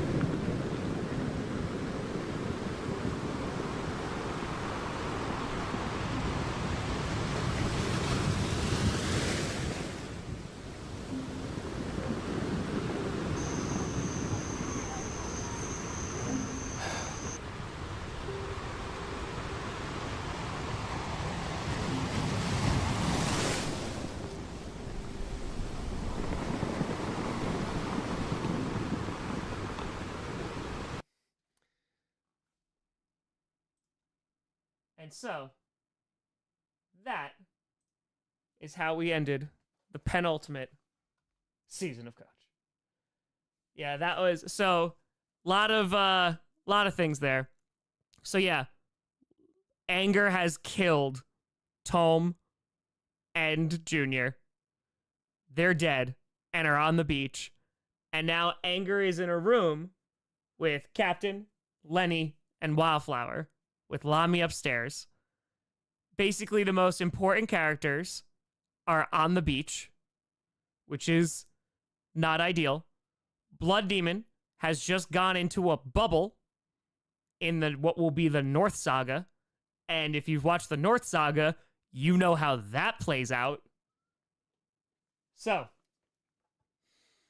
woof. Also, the exhale that ends season 3 with Ambition. Tom does it here too. Now to Fire. It's a dense chocolate cake that goes like this. Layer of cake, thin layer of apricot jam. Repeat those 2 layers, and then a chocolate glaze. Well, there you go. There you go. Oh yeah, beach about to be packed. Packed. But yeah, it's going to be nuts. And so we got 1 season of Coach left. 1 season left. We have the North Saga, of course, still to watch. So we got 1 more saga still to go through to rewatch. So I can't do it tomorrow or Wednesday. So I'm thinking right now, the 4th of July, I'm probably going to do that. So yeah, most likely it's going to be a long stream because it's 5 hours and 40 minutes just to get through the content. So this would be like an 8-hour stream minimum. We went 3.5 now. So we got 1 left. Then I got to work on the final season of Coach. Rachel! Does this mean the whole North Saga takes place in a single day on the beach? Yeah, right? So there is not a ton of time that has passed. In the real world, or I should say, like, in the crawl space, yeah. but I like celebrating America than watching a Succession-inspired story. You're not wrong. You're not wrong. You're not wrong. But folks, I appreciate y'all. I'll see you, well, I'll be doing stuff tomorrow too, but there'll be content that'll be dropping. I'm gonna hopefully knock out a reaction video tomorrow. Get those done. Wednesday, I'm gonna hope to get the same. I think we're doing GPS on Wednesday too, so I'll be seeing you soon. And then on Thursday, I'll see you for like 8 hours. But folks, thank you so much for watching. I appreciate y'all. I'll see you soon. I'm Tom Grossi. And as always, go Pack, go. Let's go.